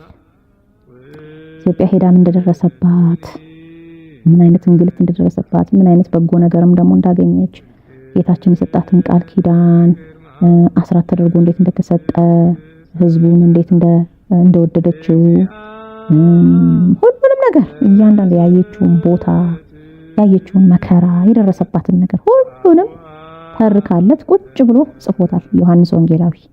ያንን ሲጽፍ ጎን ለጎን ደግሞ አብሮ ወንጌሉንም የጻፈው በዛ ሰዓት ነው። የዮሐንስ ወንጌል ብለን የምናነበው ማለት ነው። ታዲያ ዮሐንስ ወንጌል ላይ አብረን ለምን አላየነውም የሚል ጥያቄም የምታነሱ ልትኖሩ ትችላላችሁ። ምክንያቱም ወንጌሉ የተጻፈው እሱ ራሱ እንደነገረን ክርስቶስ የእግዚአብሔር ልጅ መሆኑን እንድናምን ነው እንጂ ኢትዮጵያ የቅድስት ድንግል ማርያም የአስራት ሀገር መሆኗን እንድናምን ተብሎ አይደለም የተጻፈው። ስለዚህ ሴፓሬት ዓላማ አለው ማለት ነው። በዚህ ቪዲዮ ላይ የማወራው ርዕስ አንድ ነው፣ ሌላ ርዕስ አልቀላቅልም። ዮሐንስም እንደዛው ነው ሲጽፍ ማለት ነው። ወንጌሉን የጻፈበት ምክንያቱ አንድ ነው፣ ኢየሱስ ክርስቶስ የባህሪ አምላክ መሆኑን ታምኑበት ዘንድ ብሎ ነው የጻፈው ማለት ነው። ለኤፌሶን ሰዎች በዮናናውያን ቋንቋ የተጻፈ ነው። ስለዚህ ፐርፐዙ ፎከሱ ሌላ ነገር ላይ ስለሆነ ነው። ወንጌል ኢየሱስ ክርስቶስ የባህሪ አምላክነቱን ማሳየት ላይ ስለሆነ ነው እንጂ ሌላ መጽሐፍ ግን አልጻፈም ማለት አይደለም። እናም ይህንን መጽሐፍ ጽፎ አስቀመጠው። የሱ ደቀ መዝሙር አብሮኮሮስ የሚባለው ያንን መጽሐፍ ተረከበ። የአብሮኮሮስ ደቀ መዝሙር ቴዎፍሎስ የሚባለው በኢየሩሳሌም ይህንን መጽሐፍ አስቀመጠው። በኋላ ማን ወደ ኢትዮጵያ ይዞልን ቢመጣ ጥሩ ነው? አባ ሕርያቆስ። እውነትም ኢትዮጵያዊ ነው አባ ሕርያቆስ።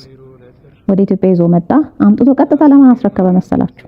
በአባ ሰላማ ከሳቴ ብርሃን ጊዜ የአክሱም ጽዮን ሊቀ ካህናት ለነበረውና ተጠምቆ ክርስትናን ተቀብሎ ህዝበ ቀድስ ተብሎ ኤጲስቆጶስነት ለተሾመው ለሊቀ ካህናቱ ለአንበረም በእጁ አስረከበው። የሬዲስ ታሪካችሁ ይሄ ነው፣ ማንነታችሁ ይሄ ነው ብሎ አስረከበው። የሚገርማችሁ ያን አስረክቦ ወደ ኢየሩሳሌም ሊመለስ አስቦ ነበር። ግን ቅዱስ ዑራኤል እንደገና መልሶ ከኢየሩሳሌም ጠራውና መስጠት ብቻ አይደለም እየዞርክ አስተምር ብሎ ነገረው። ይሄ ድርሳነ ዑራኤል ላይ ይገኛል ማለት ነው። ስለዚህ አባ ሕርያቆስ እየዞረ ለኢትዮጵያ ህዝብ ለቅድስት ድንግል ማርያም አስራት ተደርጋችሁ ተሰጣችኋል እያለ ተንትኖ እንግዲህ አስተማረ ማለት ነው። ተያይዞ ብዙ ነገር እንዳስተማረ መቼም ገምታለሁ። የሆነ ቦታ ተጽፏል፣ እርግጠኛ ነኝ። ያወጣልን የለም እንጂ በደንብ አድርጎ አብሮ ብዙ ነገር ይኖራል ብዬ አምናለሁ። ብዙ ትንታኔ ውስጡ ይኖረዋል። ዞሮ ዞሮ በዚህ መልክ ይሄንን ከተረዳን በኋላ ሶስተኛውን ጥያቄ ከየት እስከ የት ያለው የኢትዮጵያ ክፍል ነው ለመሆኑ አስራት ተደርጎ የተሰጠው? የተወሰኑ ቦታዎች ናቸው። አክሱም፣ ጣና፣ ግሸን፣ ደብረ ወገግ፣ ደብረ ሊባኖስ፣ እነዚህ ቦታዎች ናቸው። ደብረ ዳሞ፣ ወይስ ሁሉንም የኢትዮጵያ ክልል ያካልላል? የአሁኗን ኢትዮጵያ ድንበር ተከትሎ ነው የሚሄደው ወይስ መላውን አፍሪካ ያካትታል? ከየት እስከ የት ነው የሚለውን ብናይ ድርሳነ ዑራኤል ላይ አሁን ከምናውቃት ኢትዮጵያ በጣም የሚሰፋ ቦታ እንደሆነ ብዙ ፍንጮችን ያሳየናል። አሁን ያለችው ኢትዮጵያ ውስጥ ያሉትንም ቦታዎች በዝርዝር ይጠቅሳቸዋል። ያንን ደግሞ የሚጠቅሳቸው ራሱ ጌታችን ነው በአንደበቱ ለእመቤታችን የነገራትንና ዮሐንስ ወንጌላዊ የጻፈውን፣ አብሮኮሮስ የተረከበውን፣ ከሱ ቴዎፍሎስ የተረከበውን፣ ከሱ አባ ሕርያቆስ የተረከበውን፣ ከሱ ደግሞ አንበረም የተረከበውን በዛ ውስጥ የተጠቀሱትን ቦታዎች የተወሰኑትን ላንብብላችሁ። አንዳንድ ቦታዎችን እኔም ራሴ ልረዳቸው አልቻልኩም። አጠራራቸው ጥንትና አሁን አንድ ስላልሆነ ማለት ነው። ምን ብሎ ጠቀሰላት? ጎጃም፣ ሸዋ፣ ትግራይ እነዚህ እናውቃቸዋለን። በፀሐይ መውጫ በኩል ያለው ቆላ በሙሉ ሐረርጌ፣ ሶማሊያ ማለት ነው እንግዲህ ጠረፍ ድረስ እስከ ህንድና እስከ ሆሩ ድረስ እስከ ግሪኮች ወሰን ድረስ በምዕራብ ጉራጌ፣ ከምባታ፣ ጃንጀሮ እንዲሁም ሶዶ፣ ደዋሮ፣ ሙካ፣ ኪሊሎ፣ ጊምቢ፣ ሉሜ፣ ባሶ፣ ሮሃ ሁላችሁም ተሰጣችኋል። ብሔር ብሔረሰቦች ሁሉ ለእመቤታችን አስራት ተሰጣችኋል። እንግዲህ ቆርጣችሁ ነው ወቁ። ላስታ፣ አገው፣ በጌምድር ጎንደር ማለት ነው። ሐማሴን ሶማ በደንብ ኤርትራ በደንብ ተሰጣለች እንጂ እስከ ምዕራብ ወሰን ድረስ ብሎ እንደውም የሆነ ዳርቻም ይጠቅሳል። አልተረዳሁትም እኔ። እስቲ በደንብ አንብቡት ድርሳነ ዑራኤል። እስከ ግብጽ ሀገር ድረስ ይላል። ለአላይ ግብጽን የሚያካትተው በሙሉ ይመስለኛል። እስክንድሪያም ድረስ ይሄዳል ይላል። ኢትዮጵያ ነው ያ ሁሉ። ፖለቲካው አሁን ነው የተበላሸው ከቅርብ ክፍለ ዘመናት ወዲህ ነው እንጂ ጥንት እስቲ ድርሳነ ዑራኤልን በደንብ ይዩት እስቲ። ኢየሩሳሌም ድረስ ሄደው እኮ ርስት አስከብረው ይመጣሉ የኢትዮጵያ ነገስታት። ቦታቸው ነው በቃ። ሲሄዱ ማንም የሚጠይቃቸው የለም። ወዴት ነህ እንዴት ነህ ማለፊያ አምጣ ኬላ ምናምን አይባሉም። ቦታቸው ነው። ጨው ባህርን ሳይቀር ይጠቅስላታል ጌታችን እንደ ወሰን። እንግዲህ በሌላ ቋንቋ እኔ እንደምረዳው የህንደኬን ግዛት ነው እያሳያት ያለው ብዬ ነው የማስበው። አስራት ማለት እንግዲህ አለቃ አያሌው ታምሩ ወላዲተ አምላክ በኢትዮጵያ በሚለው መጽሐፋቸው እንዳብራሩት ህዝቧ ነው፣ መሬቱ ደግሞ ርስቷ ነው። እንደዛ ተደርጎ ነው እንግዲህ የተሰጠው። ስለዚህ መሬቱ በሙሉ እዛ ላይ ያለው ሀብት ንብረት በሙሉ የሷ ነው ማለት ነው። እንግዲህ ማን ላይ ቁጭ ብለህ ማንን ታማለህ የሚል ጥያቄ የሆነ ሰዓት ላይ ይመጣል ማለት ነው። ግን ደግ ስለሆነች እንደ እግዚአብሔር ቻይ ስለሆነች የዋ ስለሆነች ፍጥረትን በሙሉ ስለምትወድ መዳናቸውን እንጂ መጥፋታቸውን ስለማትወድ እሷን ቢያከብሯትም ባያከብሯትም ምድሯ ላይ እንዲኖሩ ፈቅዳላቸዋለች። እንግዲህ እንደውም አንድ የሰማሁት የሚያሳዝን ደስ የሚል ልብን የሚነካ ነገር አለ። ከአንድ አባት የሰማሁት ነው፣ ቆየት ብሏል። ቅድስት ድንግል ማርያምን የካዷትን ሰዎች ላይ ጥበቃዋን የበለጠ ታጠናክራለች የሚል ነገር ሰምቼ በጣም ተገርሜያለሁ። ንስሐ ሳይገቡ እንዳይሞቱባት ማለት ነው። እንደዚህ ነው ማለት ነው። እንግዲህ አስራት ለሷን የተሰጠ ነው። በጣም አስተማማኝ እጅ ነው ማለት ነው የሷ እጅ። ከእግዚአብሔር ቀጥሎ ከሷ የተሻለ አስተማማኝ እጅ የለም። ከሷ በታች እንግዲህ እና አቡነ ተክለ ሃይማኖት በአስራትነት ተቀብለውናል። እነ ቅዱስ ጊዮርጊስ ምን እንፈልጋለን ከዚህ በላይ? ያ ብቻም አይደለም እንግዲህ ቦታው መሬቱ ወይንም እንደው ህዝቡ ዝም ብሎ እንዲሁ እሷ በማመን ብቻ በምንለውም አይደለም። ታቦታ ወይንም ተራሮቹ ወይም አብያተ ክርስቲያናቹ ቦታ ማለት ብቻም አይደለም። ስርዓተ መንግስቱም የሷ አስራት ነው። የኢትዮጵያ መንግስት የማርያም መንግስት ነው ባጭር ቋንቋ። ይህንን ንቡረ ኤርምያስ ከበደ ወልደ ኢየሱስ በበረከታቸው ይደርብንና ኢትዮጵያ የዓለሙ መፋረጃ በሚለው መጽሐፋቸው ውስጥ ምን ብለው ጠቅሰውታል መሰላችሁ? ቅድስት ድንግል ማርያምን ውስጡን የካዳት ብዙ መኳንንት፣ ካህናት ወይም ካህናት መሰል ሰዎች፣ ብዙ ምሁራን፣ ቤተክርስቲያን ቤተ ክህነት በራሷ ፈንድ አስተምራቸው መልሰው ቤተክርስቲያን ላይ ጠላት ሆነው የተነሱ የካቶሊክና የፕሮቴስታንት ድርጅቶች አገልጋይ የሆኑ በግልጽ ነው የጻፉት። እኔም በግልጽ ነው የምናገረው። በጣም የናጡት ነካሽ የሆኑ ብዙ ኢትዮጵያውያን በአፄ ኃይለ ሥላሴ ጊዜ ከዛም በፊት ውስጡን እንደነበሩና ግን በአፄ ኃይለ ሥላሴ ጊዜ ደግሞ በከፋ ሁኔታ እንደነበሩ ቤተክርስቲያኑ ላይ እንደውም አላስፈላጊ ቀንበሮችን በየሚኒስቴር መስሪያ ቤቱ እየተቀጠሩ ይጭኑባት እንደነበር ይሄን ሁሉ ነገር ተንትነው በመጻፋቸው ከጻፉ በኋላ ከዛ በኋላ አብዮቱ መጣ። አብዮቱ የእግዚአብሔር ፍርድ ነው፣ የእግዚአብሔር ቁጣ ነው ብለው ነው እሳቸው የሚያምኑት። ማለትም ማንኛውም ነገር የፈለገ የፖለቲካል፣ የፊሎሶፊካል፣ የሚሊታሪ የምናምን ትንተና ብንሰጠው ዞሮ እግዚአብሔር ከኛ መሃል የማስማማት ረድኤቱን ካነሳብን የእግዚአብሔር ቁጣ ተገለጸ ማለት ነው። ምክንያቱም ንጉስ በጭፍሮቹ ብዛት አይድንም፣ አገር በሰራዊት ብዛት አትጠበቅም። እግዚአብሔር ካልጠበቀው ሁሉ ነገር ከንቱ ነው፣ ይፈርሳል። ስለዚህ እሱ ረድኤቱን አነሳ። ስለዚህ ድብልቅልቁ ወጣ ማለት ነው። አብዮት የሚለው ነገር በ1966 የመጣው ይሄ ውስጡን ቅድስት ድንግል ማርያም ስትካድ ልጇ ኢየሱስ ክርስቶስ ሲካድ ስለኖረ የመጣ ነገር ነው ይሉና ኮሎኔል መንግስቱ ኃይለ ማርያም በህይወት አሉ አይደል? ስማቸው መንግስቱ ኃይለ ማርያም፣ የኢትዮጵያ መንግስት የማርያም ኃይል ነው የሚል ምስክርነት እንደዚህ አስምሮ ጽፎላቸው ነው ጌታችን ኢየሱስ ክርስቶስ ድብልቅልቃቸውን ያወጣው ብለው ነው የሚያምኑት ይመስላል። ተቀብየዋለሁ። የኢትዮጵያ መንግስት የማርያም መንግስት ነው። ከሷ ጋር ኢን ጉድ ተርምስ ያልሆነ ሰው ሀገሪቱን በትክክል ሊመራት አይችልም። በጭራሽ እንኳን ሊመራት በትክክል ሊኖርባትም አይችልም። እውነቱን ለመናገር ተስማምታው ሊኖርባት አይችልም። ሁሌ ከራሱ ጋር እየተጣላ ነው የሚኖርባት። ስለዚህ መንግስቱም የሷ ነው። ካህናቱ፣ ሊቀ ካህናቱ፣ ነገስታቱ፣ ሴቶቹም ንግስታቱ፣ ቴጌዎቹ፣ እንደኬዎቹ የሷ አገልጋዮች ናቸው። መነኮሳቱም ካህናቱም የሷ ናቸው። ድሆቹም የሷ ናቸው። ባለጸጎቹም የሷ ናቸው። ለሷ የተሰጡ ናቸው። ህንደኬ ስለሚለው ቃል ደጋግሜ በቅርብ ቪዲዮዎች ላይ ጠቅሼላችኋለሁ። ኩዊን ማዘር የሚለውን ቃል የሚያመለክት ስለመሆኑ እንግዲህ the ultimate queen mother ወይንም ዋናዋ ኩዊን ማዘር ማለት የንጉስ እናት ነው። ዋናዋ የንጉስ እናት ቅድስት ድንግል ማርያም ናት። ዋናው ንጉስ ኢየሱስ ክርስቶስ ነው። ስለዚህ ቅድስት ድንግል ማርያምን ንግስተ ነገስት ወይም የመጨረሻዋ ንግስት አድርገው ይቀበሏታል ኢትዮጵያውያን ክርስቲያኖች። እንዲሁም ኢየሱስ ክርስቶስን ንጉሰ ነገስት ወይም የመጨረሻው ንጉስ የመጨረሻው ሊቀ ካህናት አድርገው ይቀበሉታል። ስለዚህ በዚያ መልክ ነው ማለት ነው መንግስቱ የኢትዮጵያ መንግስት ለቅድስት ድንግል ማርያም አስራት የተሰጠው ማለት ነው። ቤተ ክህነቷም የቅድስት ድንግል ማርያም አስራት ነች። ከማክዳ ጀምሮ ከንግስተ ሳባ ጀምሮ ያሉት ሴት ንግስታት በሙሉ የቅድስት ድንግል ማርያም ምሳሌዎች ናቸው። በአምልኮተ እግዚአብሔር የጸኑት ማለት ነው። በአምልኮተ እግዚአብሔር ያልጸኑ ካሉ የኤልዛቤል ምሳሌ ሊሆኑ ይችላሉ። የቅድስት ድንግል ማርያም ምሳሌ ሊሆኑ አይችሉም። አብዛኞቹ የኢትዮጵያ ንግስታት ግን የቅድስት ድንግል ማርያም ምሳሌዎች ናቸው። ልክ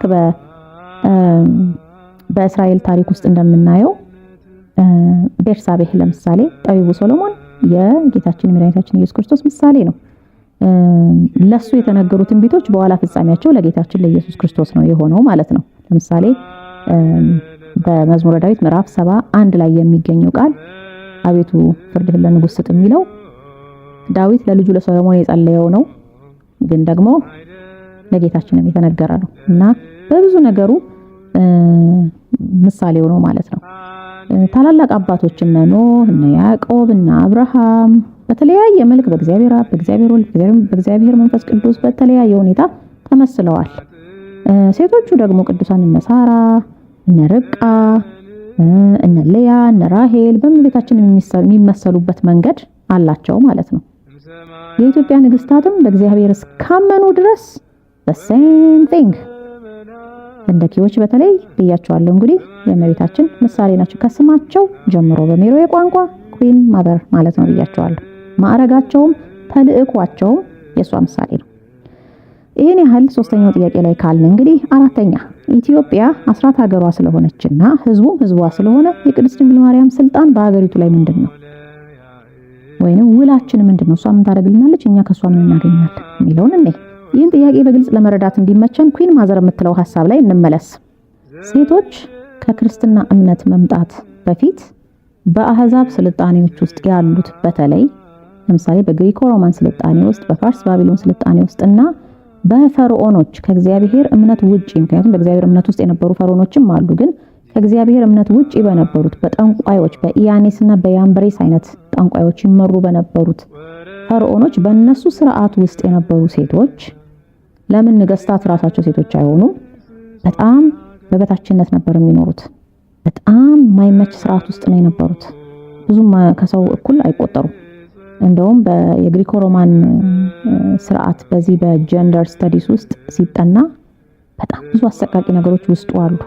በጣም የሚያስፈራ በአንድ ቤት ውስጥ እንግዲህ ባል፣ ሚስት፣ ልጆች፣ ባሮች፣ ዘመድ አዝማዶች ሊኖሩ ይችላሉ።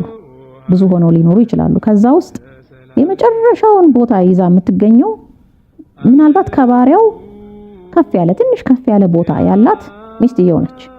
ሌሎቹ በሙሉ ከሷ በላይ ናቸው ተደርገው የሚታዩት ወንዶቹ ማለት ነው በተለይ እና ከባሪያው ትንሽ ከፍ ያለ እንደውም ያ ባሪያ ደግሞ ወንድም ስለሆነ ምናልባት ከሱ ማነስ ተደርጋ የምትታይ ትችላለች እና አሰቃቂ ነው ለሴቶች የሚሰጠው ቦታ። በንግስትነት በልዕልትነት ቢኖሩም እንኳ ተለጣፊ ናቸው። የራሳቸው የሆነ ስልጣን የላቸውም። ደናግላን ለምሳሌ ቬስታል ቨርጂንስ ተብለው በሮም የሚከበሩ የተለየ ቦታ የሚሰጣቸው ሴቶችም ነበሩ። ግን እነሱ ለጥንቆላ ነው የሚፈለጉት አማልክቱ ስለመረጧቸው። ልክ በእኛ ሀገር እንዴት ነው ምንድነች ቃልቻ ምናምን ወረደባት የምትባለው አለች አይደለ? እንግዲህ የሆነ መንፈስ ሲወርድባት ምንድነው የምትካድመው የምትባለው ሴት በጠንቋይ ቤት ውስጥ ከራማዬ ወዶሻል ምናምን ተብላ በተለየ ሁኔታ የምትታየው ሴት ማለት ነች። የሰይጣን አገልጋይ ከሆነች ትንሽ እንክብካቤ ሊደረግላት ይችላል። ከዛ ውጭ ግን ሴቶች በኪነ ጥበቡ ነበር የሚኖሩት እንጂ ከሰው አይቆጠሩም ነበር። ይሄ ነገር እንደውም እስራኤልን ጭምር አንዳንድ ጊዜ ይፈታተናቸው ነበር። የእግዚአብሔር ሕዝብ ሆነው ከሌላው ስልጣኔ በተሻለ ሁኔታ በእግዚአብሔር የሚያምኑ ታላላቅ እንግዲህ ሳራን የመሰለች ሳራ ማለት ራሱ የህንደኬ ሌላ ትርጉም ነው። በነገራችን ላይ ሳራ የንጉስ እናት፣ የልዑል እናት፣ የነገስታት እናት ማለት ነው። ኩዊን ማዘር ማለት ነው ሳራ ማለት እና እነ ሳራን የመሰሉ በእግዚአብሔር የሚያምኑ እናቶች አልፎ አልፎ ስላሉ እንጂ ራሱ የእስራኤልም ህዝብ ምሳሌ አራያ የሚሆነው ያጣ ነበረ። በነሱ እምነት ውስጥ በነሱ መስመር ውስጥ የብርሃን ጭላንጭል አይቶ በዛ ውስጥ ባይጓዝ ኖሮ እና የሴት ቦታ እጅግ አሰቃቂ ነበር በብዙ የአሕዛብ ስልጣኔዎች ውስጥ። በኢትዮጵያ ግን ይለይ ነበር። ሴት ንግስታት ትልቅ ቦታ ነበራቸው። ወንዶቹ ምንም አይፈሩም ለሴቶቹ ማዕረግ ለመስጠት። ኮምፕሌክስ የለባቸውም። ኩዊን ማዘር ሆና አጠገቡ ስትቀመጥ እናቱ አይፈራም። ሚስቱ እቴጌ ሆና አጠገቡ ስትቀመጥ አይፈራም። ደስ ይለዋል። አብረው ነው የሚማከሩት፣ አብረው ነው የሚመሩት። ምንም ችግር የለባቸውም። እህቱን ንግስት አድርጎ የሆነ ቦታ ላይ ሲሾማት ምንም አይፈራም። አንቺ ደግሞ አርፈሽ ቁጭ በይ አይልም። ይሄ አሁን የመጣብን በሽታ ነው። ከ16ኛው መቶ ክፍለ ዘመን ወዲህ መሸርሸር የጀመረ ነገር ነው እና በትምህርትም በጦርነትም በምንም በመንፈሳዊ ትምህርትም ሴቶቹ ምንም ወደ ኋላ የሚሉበት ነገር የላቸውም። ወንዶቹም ወደ ኋላ እንዲሉ የሚጎተጉቱበት ምንም ምክንያት የላቸውም። ስለዚህ አብረው ነበር ኢትዮጵያን የገነቡት ማለት ነው እና በዚህ ምክንያት እንግዲህ አስቡት ንግስተ ሳባ የዛሬ 3000 ዓመት ኢትስ አንቢሊቨብል በሌላው የአሕዛብ ስልጣኔ ውስጥ ሴት የዛን ያህል ትልቅ ቦታ ሊኖራት እንደሚችል ማለት እንዳልኳችሁ ንግስታት አሉ ያስፈልጋሉ። ለዙፋኑ ወንድ ልጅ ለመተካት ወይም ሴት ልጅ ለመተካት ያስፈልጉ ይሆናል። ግን በእግዚአብሔር አምልኮ ውስጥ ሆና የዛን ያህል ቦታ ደግሞ ተሰጥቷት ሳትሰደድ እመቤታችን እንኳን ተሰዳለች እኮ አይገርምም? አልተመቸናትም። እሷን እኮ ቤተ መንግስት ውስጥ ማንገስ አልቻልንም እኮ ለሷ እንኳን ያልተመቸ ቦታ ላይ እኮ ነው እቺ ዓለም ማለት ነች እንግዲህና ንግስተ ሳባ በዛ ሰዓት ንግስት ነበረች ማለት ይሄ በጣም የሚገርም ነገር ነው። ከእግዚአብሔር አምልኮት ውስጥ ያሉ ህዝቦች ስለሆኑ ነው። በሴትና በወንድ መሃል ክፉ የሆነ ጠላትነት ጎልቶ ይታይ ስላልነበረ ነው፣ አነስተኛ ስለነበረ ነው ያ ሊሆን የቻለው። እንዲህ በቀላሉ አልመጣም እና የዚህ የህንደኬዎች ተጽዕኖ የዚህ የኢትዮጵያውያን ንግስታት ተጽዕኖ ከክርስቶስ ልደት በፊት ስላለው ነው ማወራላችሁ። ይህ ተጽዕኖ ብዙ የአፍሪካ ሀገራት ላይ ይታይ ነበረ። ከክርስቶስ ልደት በኋላም ቀጥሏል። ብዙ እቴጌዎች አሉ ትልልቅ ቦታ የነበራቸው ዝናቸው ጥግ ድረስ ይሰማይ ነበረ፣ በዓለም ጥግ ድረስ እነ እቴጌ መስቀል ክብራ የነሱ ዝና ያልተሰማ የማዝና ሊሰማ ነው። እነ ንግስት ሌኒ ሌሎችም እቴጌዎች ትልቅ ስራ የሰሩ ቅዱሳን ሴቶች፣ ኃያላን ሴቶች በእግዚአብሔር ምክር ጠቢባን የሆኑ አውቶኖመስ ስልጣን የነበራቸው በራሳቸው በርግጥም ለንጉሱ ዲፈረንስ የላቸውም ማለት አይደለም። የንጉሱ ውሳኔ የልጃቸውም ይሁን የባላቸው የአባታቸው ውሳኔ ያከብራሉ። ነገር ግን ሐሳባቸውም ውሳኔያቸውም የነሱ ወደ ጎን ተትቶ ምንም አታቂም አንቺ ዝም በይ ልጅ ካልተካችልኝ እሷን አስወግጄ ሌላ ገባለሁ ምናምን የሚባሉ አይደሉም። እንደዚህ በቀላሉ ሪሙቭ የሚደረጉ ሴቶች አይደሉም። እና ይሄ የኢትዮጵያ ተጽዕኖ ያረፈባቸው በኢትዮጵያውያን ነገስታት ልኡካን ይሾምላቸው በነበሩ የአፍሪካ ግዛቶች ውስጥ በሙሉ ሰብሳሃራን አፍሪካ የምንለው በሙሉ ማለት ነው። እንግዲህ ግን ሰብሳሃራን አፍሪካ ይባላል በሞደርን ጽሁፎች እንጂ ኖርዘርን አፍሪካ ራሱ በኢትዮጵያውያን ተጽዕኖ ስር ነበረ እስከሆነ ጊዜ ድረስ። የእስልምናው ኃይል ሲያይል ነው እንጂ የኢትዮጵያውያን ተጽዕኖ በደንብ አድርጎ ነበረበት። ሮምና ኢትዮጵያ ናቸው፣ ሌላ የሚፎካከር አልነበረም እኮ በዛ ቦታ ላይ። ስለዚህ ማትሪያርካል ሶሳይቲ የሚባለው ነገር የአፍሪካውያን ብርቅዬ የሆነ ሶሻል አቺቭመንት ተደርጎ ወይም ፖለቲካል አቺቭመንት ተደርጎ እስካሁን ድረስ በበጎ እንዲነሳ ምክንያት የሆነው የኢትዮጵያውያን ንግስታት የሚሰጣቸው ቦታ ነው። የህንደኬዎች የኩዊን ማዘርስ ወይም የነገስታት እናቶች የእቴጌዎች ተጽዕኖ ነው። ብዙ ነገስታት ኢትዮጵያ ላይ ወንዶች ናቸው፣ ግን ብዙ ንግስታት ደግሞ ነበሩ በምክትልነት ወይንም በአጋዥነት በኩዊን ሬጀንትነት። አንዳንድ ጊዜ ማትሪያርካል ሶሳይቲ ስንል እንግዲህ ብዙ የአፍሪካ ጎሳዎች ሴቶች የበላይ ሆነው ይመሯቸው ነበረ። አብሮ እንዳልኳችሁ ልጇ ሊኖር ይችላል። ብዙ ኃላፊነቶች አሏቸው፣ ትልቅ ቦታ አላቸው። ከቅኝ ግዛት በፊት በተለይ ማለት ነው። ከቅኝ ግዛት በኋላ ነገሩ ድብልቅልቁ ነው የወጣው። ከቅኝ ግዛት በፊት ግን አፍሪካ ላይ የእናቶች ወይንም የጎሳ አለቆች ይሄ ትራይባል ቺፍስ የሚባሉት ወንዶች የነሱ ሴት ዘመዳ ዘመዶች በጠቅላላ ትልቅ ቦታ ነበራቸው። በካውንስል ኦፍ ኤልደርስ ውስጥ አብረው አሉ ሁሉ ጊዜ። እንዲሁም ደግሞ ፊገር ሄድ ናቸው ማለት ልክ አሁን ለምሳሌ እንዴት ነው ንግስት ኤልሳቤጥ ወይንም የንግስት ኤልሳቤጥ እናት በኩዊን ማዘር የምትባለው የሆነ ፊገር ይሰጣሉ አይደል? ሞናርኪያል ፊገር ልክ እንደዛው እነሱም ትልቅ ቦታ ነበራቸውና ከዚህ ከኢትዮጵያውያን የኩዊን ማዘር ጥናት ያገኙትን ነው አውሮፓ ላይ የወሰዱት እንጂ አውሮፓውያን ወንዶቹ ሴት የሚያስጠጉ አልነበሩ። እንደውም ግብረ ሰዶማውያን ይበዙ ነበር። ነገስታትም ሆኖ ምሁራንም ሆኖ የሃይማኖት ሰዎችም ሆኖ ግብረ ሰዶማውያን ይበዛሉ። ድሮም ማለት ነው ድሮ በነ ፕላቶ ዘመንም እንደገና በነ አውጉስጢኖስ ዘመንም እንደገና በመካከለኛው ዘመንም በሬኔሳንስ ዘመንም ባሰበት እንጂ አልተሻሻለም። ግብረ ሰዶማውያን ይበዙ ነበር። ከሴት ጋር መሆን ኃይላቸውን የሚያደክምባቸው ይመስላቸው ነበር። ከወንድ ጋር መሆን ኃይል የሚጨምርላቸው መስሎ ይሰማቸው ነበር። ሰይጣኑ እንደዛ ነው አገላብጦ የነገራቸውና ሴትን ይሄን ያህልም አይፈልጉም ነበር እንደው። ስለዚህ ይሄንን አሰቃቂ ስርዓት ምን ያህል አሁን ገልብጠውታል እንግዲህ የሚለው እሱን እንተው ለጊዜውና ይሄን የኩዊን ማዘር ስርዓት ግን ከ16ኛው መቶ ክፍለ ዘመን ጀምሮ ነው አውሮፓ የወሰዱት። ከማን ወስደው? ከአፍሪካውያን ወስደው። በማን ተጽዕኖ ምክንያት? በኢትዮጵያውያን ተጽዕኖ ምክንያት ስር የሰደደውን ሰላማዊ መልካም ዩቶፒያን የሆነ ወንድም ሴትም እኩል የሚታይበት ቦታ ላይ ወንድ እንደ ወንድነቱ ፊገር ነው። አሁን ዛሬ ስለ ሴቶች እያወራን ስለሆነ ነው፣ ስለ እናቶች እያወራን ስለሆነ ስለ አባቶች ስለ ወንድ ነገስታት አይደለም የምናወራው። የነሱን ቦታ እያሳነስኩኝ አይደለም።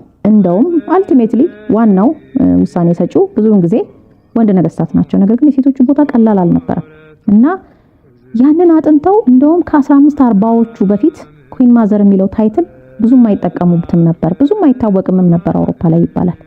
ዛሬ ተቃራኒ ሆኗል ማለት ነው እንግዲህ እና በኋላ መለስበታለሁ ይሄንን ነጥብ። ምንድን ነበረ የኩዊን ማዘርስ ሚና የአፍሪካ ጎሳዎች ላይ ወይንም ህንደኪዎች ራሳቸው ንግስታት በኢትዮጵያ ላይ ሰፋ አድርጋችሁ ይሄንን ማነብላችሁ ስለ አፍሪካን ኩዊን ማዘርስ ከተነገረ አርቲክል ላይ ነው። ነገር ግን እናንተ የኢትዮጵያውንም አብራችሁ እያሰባችሁት እንዲሁም ደግሞ በሞደርን በአውሮፓ ሮያል ፋሚሊ ላይ የምታዩትን ነገር አብራችሁ እያገናዘባችሁ አስፍታችሁ እያያችሁ አዳምጡኝ ልዘርዝርላችሁ። የማህበረሰቡ መንፈሳዊ እናት ወይንም ስፒሪቹዋል ሄድስ ናቸው። ከነገሰው ወንድ ልጃቸው ወይንም ከነገሰችው ሴት ልጃቸው ያልተናነሰ ስልጣን አላቸው። አብረው ነው በዙፋኑ የሚቀመጡት። ማለትም ከንጉሱ ወይም ከጎሳ አለቃው ጎን የራሳቸው ዙፋን አላቸው። በዋና ዋና ሀገራዊ ወይንም ጎሳዊ ክስተቶች ላይ ይገኛሉ። ሴሪሞኒያል ፊገርስ ናቸው አንዳንዴ። በአንዳንድ ጎሳዎች ደግሞ የነገስታት የትውልድ ሐረግ የሚቆጠረው ራሱ በእነሱ በኩል ነው። ስለዚህ በዙፋኑ ዙሪያ ያላቸው ስልጣን ከፍ ይላል በአንዳንድ ጎሳዎች ላይ። አንዳንዴ ሙሉ ለሙሉ እነዚህ እናቶች ጎሳውን ወይንም ነገዱን ይመራሉ። የጎሳቸውን ወይንም የነገዳቸውን ወይንም የማህበረሰባቸውን ወይም የሀገራቸውን የትውልድ ሐረግ ታሪክ በቃልም ይሁን በጽሁፍ መዝግበው የሚይዙት እነርሱ ናቸው። አይረሱም። ኦራል ትራዲሽን አፍሪካ ላይ በጣም ጠንካራ ነው። ማን ማንን ወለደ የነሱ ስራ ነው ማለት ነው። ማን ከማን ተጋባ፣ ከየትኛው ጎሳ ከየትኛው እንደዚህ የትኛው ንጉስ ልጅ የትኛው ንግስት ልጅ አግብቶ ዘር ሐረጉ ቀጠለ ወዘተ የነሱ ስራ ነው ማለት ነው። በአንዳንድ ጎሳዎች ውስጥ እነዚህ እናቶች ከብዙ የነገስታቱ በስጋ የሚዛመዱ ቤተሰቦችና ዘመዶች መካከል በብልሃቷና በብቃቷ ተመርጣ የምትሾምበትም ጊዜ ያለ። ስለዚህ ዝም ብላ የንጉሱ እናት ስለሆነች ብቻ እሷ አይደለችም ኩዊን ማዘር የምትደረገው ማለት ነው። ለዞ እሷን ቦታ ቢኖራት ግን ብቃት ብልሃት ያላት በዛ ዙሪያ ያለች ሴት ካለች ሽማግሌዎች ተሰብስበው ይመርጧታል ማለት ነው። ጥፋት የሚያጠፋና ለጎሳ ወይንም ለነገዱ ወይንም ለሀገሪቱ የማይበጅ እንደሆነ ያመኑበት የጎሳ አለቃ ወይንም ንጉስ ካለ ማህበረሰቡን አወያይተው የወሰነውን የመሰረዝ ወይንም ካስፈለገም ከስልጣን የማንሳት ቬቶ ፓወር የሚባለው ማለት ነው እንግዲህ አይደለ። ለምሳሌ ቅርብ ጊዜ ያረፈችው የእንግሊዟ ንግስት ኤልሳቤጥ ኮንስቲቲዩሽኑን ዲዞልቭ ማድረግ ፓርላማውን ዲዞልቭ ማድረግ ስልጣን አላት። ሁሌ አትጠቀመው። ነገር ግን ካስፈለገ ሪቡት ፋክተሪ ሴቲንግ ላይ የማድረግ መብት አላት የሀገሪቱን ፖለቲካል ሲስተም። ግን ያንን ስታደርግ በብዙ ሂደት ውስጥ አልፋ ነው ኦፍ ኮርስ የተወሰነ ውሳኔ የመሻር መብት አላት። ቢሆንም ያንን ስታደርግ የተወሰነ ገደብ ይደረግበታል። ካስፈለገ ግን ኬኦቲክ የሆነ ነገር ከተፈጠረ በሷ እጅ ነው። ይሄ እንግዲህ በተለያየ ደረጃ ቬቶ ፓወር ወዘተ እየተባለ የሚጠቀሰው ነገር ማለት ነው። የዛ አይነት ስልጣን አላቸው እነዚህ እናቶች። ማህበረሰቡም ያምናቸዋል። ምክንያቱም ያንን ሲያደርጉ ለማህበረሰቡ ደህንነት ስለሆነ እነሱም ስልጣናቸው የማህበረሰቡ ተቀባይነት ላይ ዲፔንድ ስለሚያደርግ እንጂ ከሌላ ባዕዳን ጋር ተመሳጥሮ የሆነ ውል ተፈራርሞ ከኢሉሚናቲ ጋር ከፍሪሜሰን ጋር ምናምን ተመሳጥሮ ከዛ መሳሪያ እርዳታ ተሰጥቷቸው ከዛ አንተ ቀጥቅጥልኝ እኔ እናንተ አብረን እንዝረፍ ምናምን ተባብለው አይደለም እነዚህ ሴቶች እዛ ጋር የሚቀመጡት። ስለዚህ የነሱ ውሳኔ ማህበረሰቡ ለመቀበል ችግር የለበትም ማለት ነው። ጦርነት የማወጅ ስልጣን አላቸው። ከፖለቲካል ስልጣናቸው ይልቅ ግን ዞሮ ዞሮ ይሄ ማህበረሰቡን ባህሉን የማስጠበቅ መንፈሳዊ ህይወቱን የማስጠበቅ የእናቶችን ህይወት የሴቶችን ህይወት የመከታተል ይሄ ነገር ላይ ሚናቸው ይበዛል። ግን መዋጋት ካለባቸው ይዋጋሉ። በማህበረሰቡ ውስጥ የሴቶችን አኗኗር በጥብቅ ይከታተላሉ። ልክ ወንዱ ልጇ ወይንም ባሏ የወንዶቹን አካሄድ እንደሚከታተለው ጦር እንደሚያሰለጥነው ወዘተ ማለት ነው። ለምሳሌ እነዚህ ኩዊን ማዘርስ በትዳር ውስጥ የሚፈጠሩ ግጭቶችን፣ ከትዳር ውጪ የሚፈጸም አመንዝራነትን የመሳሰሉትን ጉዳዮች ይከታተላሉ፣ ይመክራሉ፣ ይሸመግላሉ። እንዲሁም ሴቶች አቤቱታቸውን ይዘው ወደ ሸንጎ በሚመጡበት ጊዜ በዛ ሰዓት የሴቶች ጉዳይ ከሆነ ያን ሸንጎ ወይንም የፍርድ ሂደት የምትመራው እቺ ኩዊን ማዘር ነች ማለት ነው። የንጉሱ እናት ወይንም የንጉሱ እህት ወይም እቴጌይቱ ሚስቱም ልትሆን ትችላለች።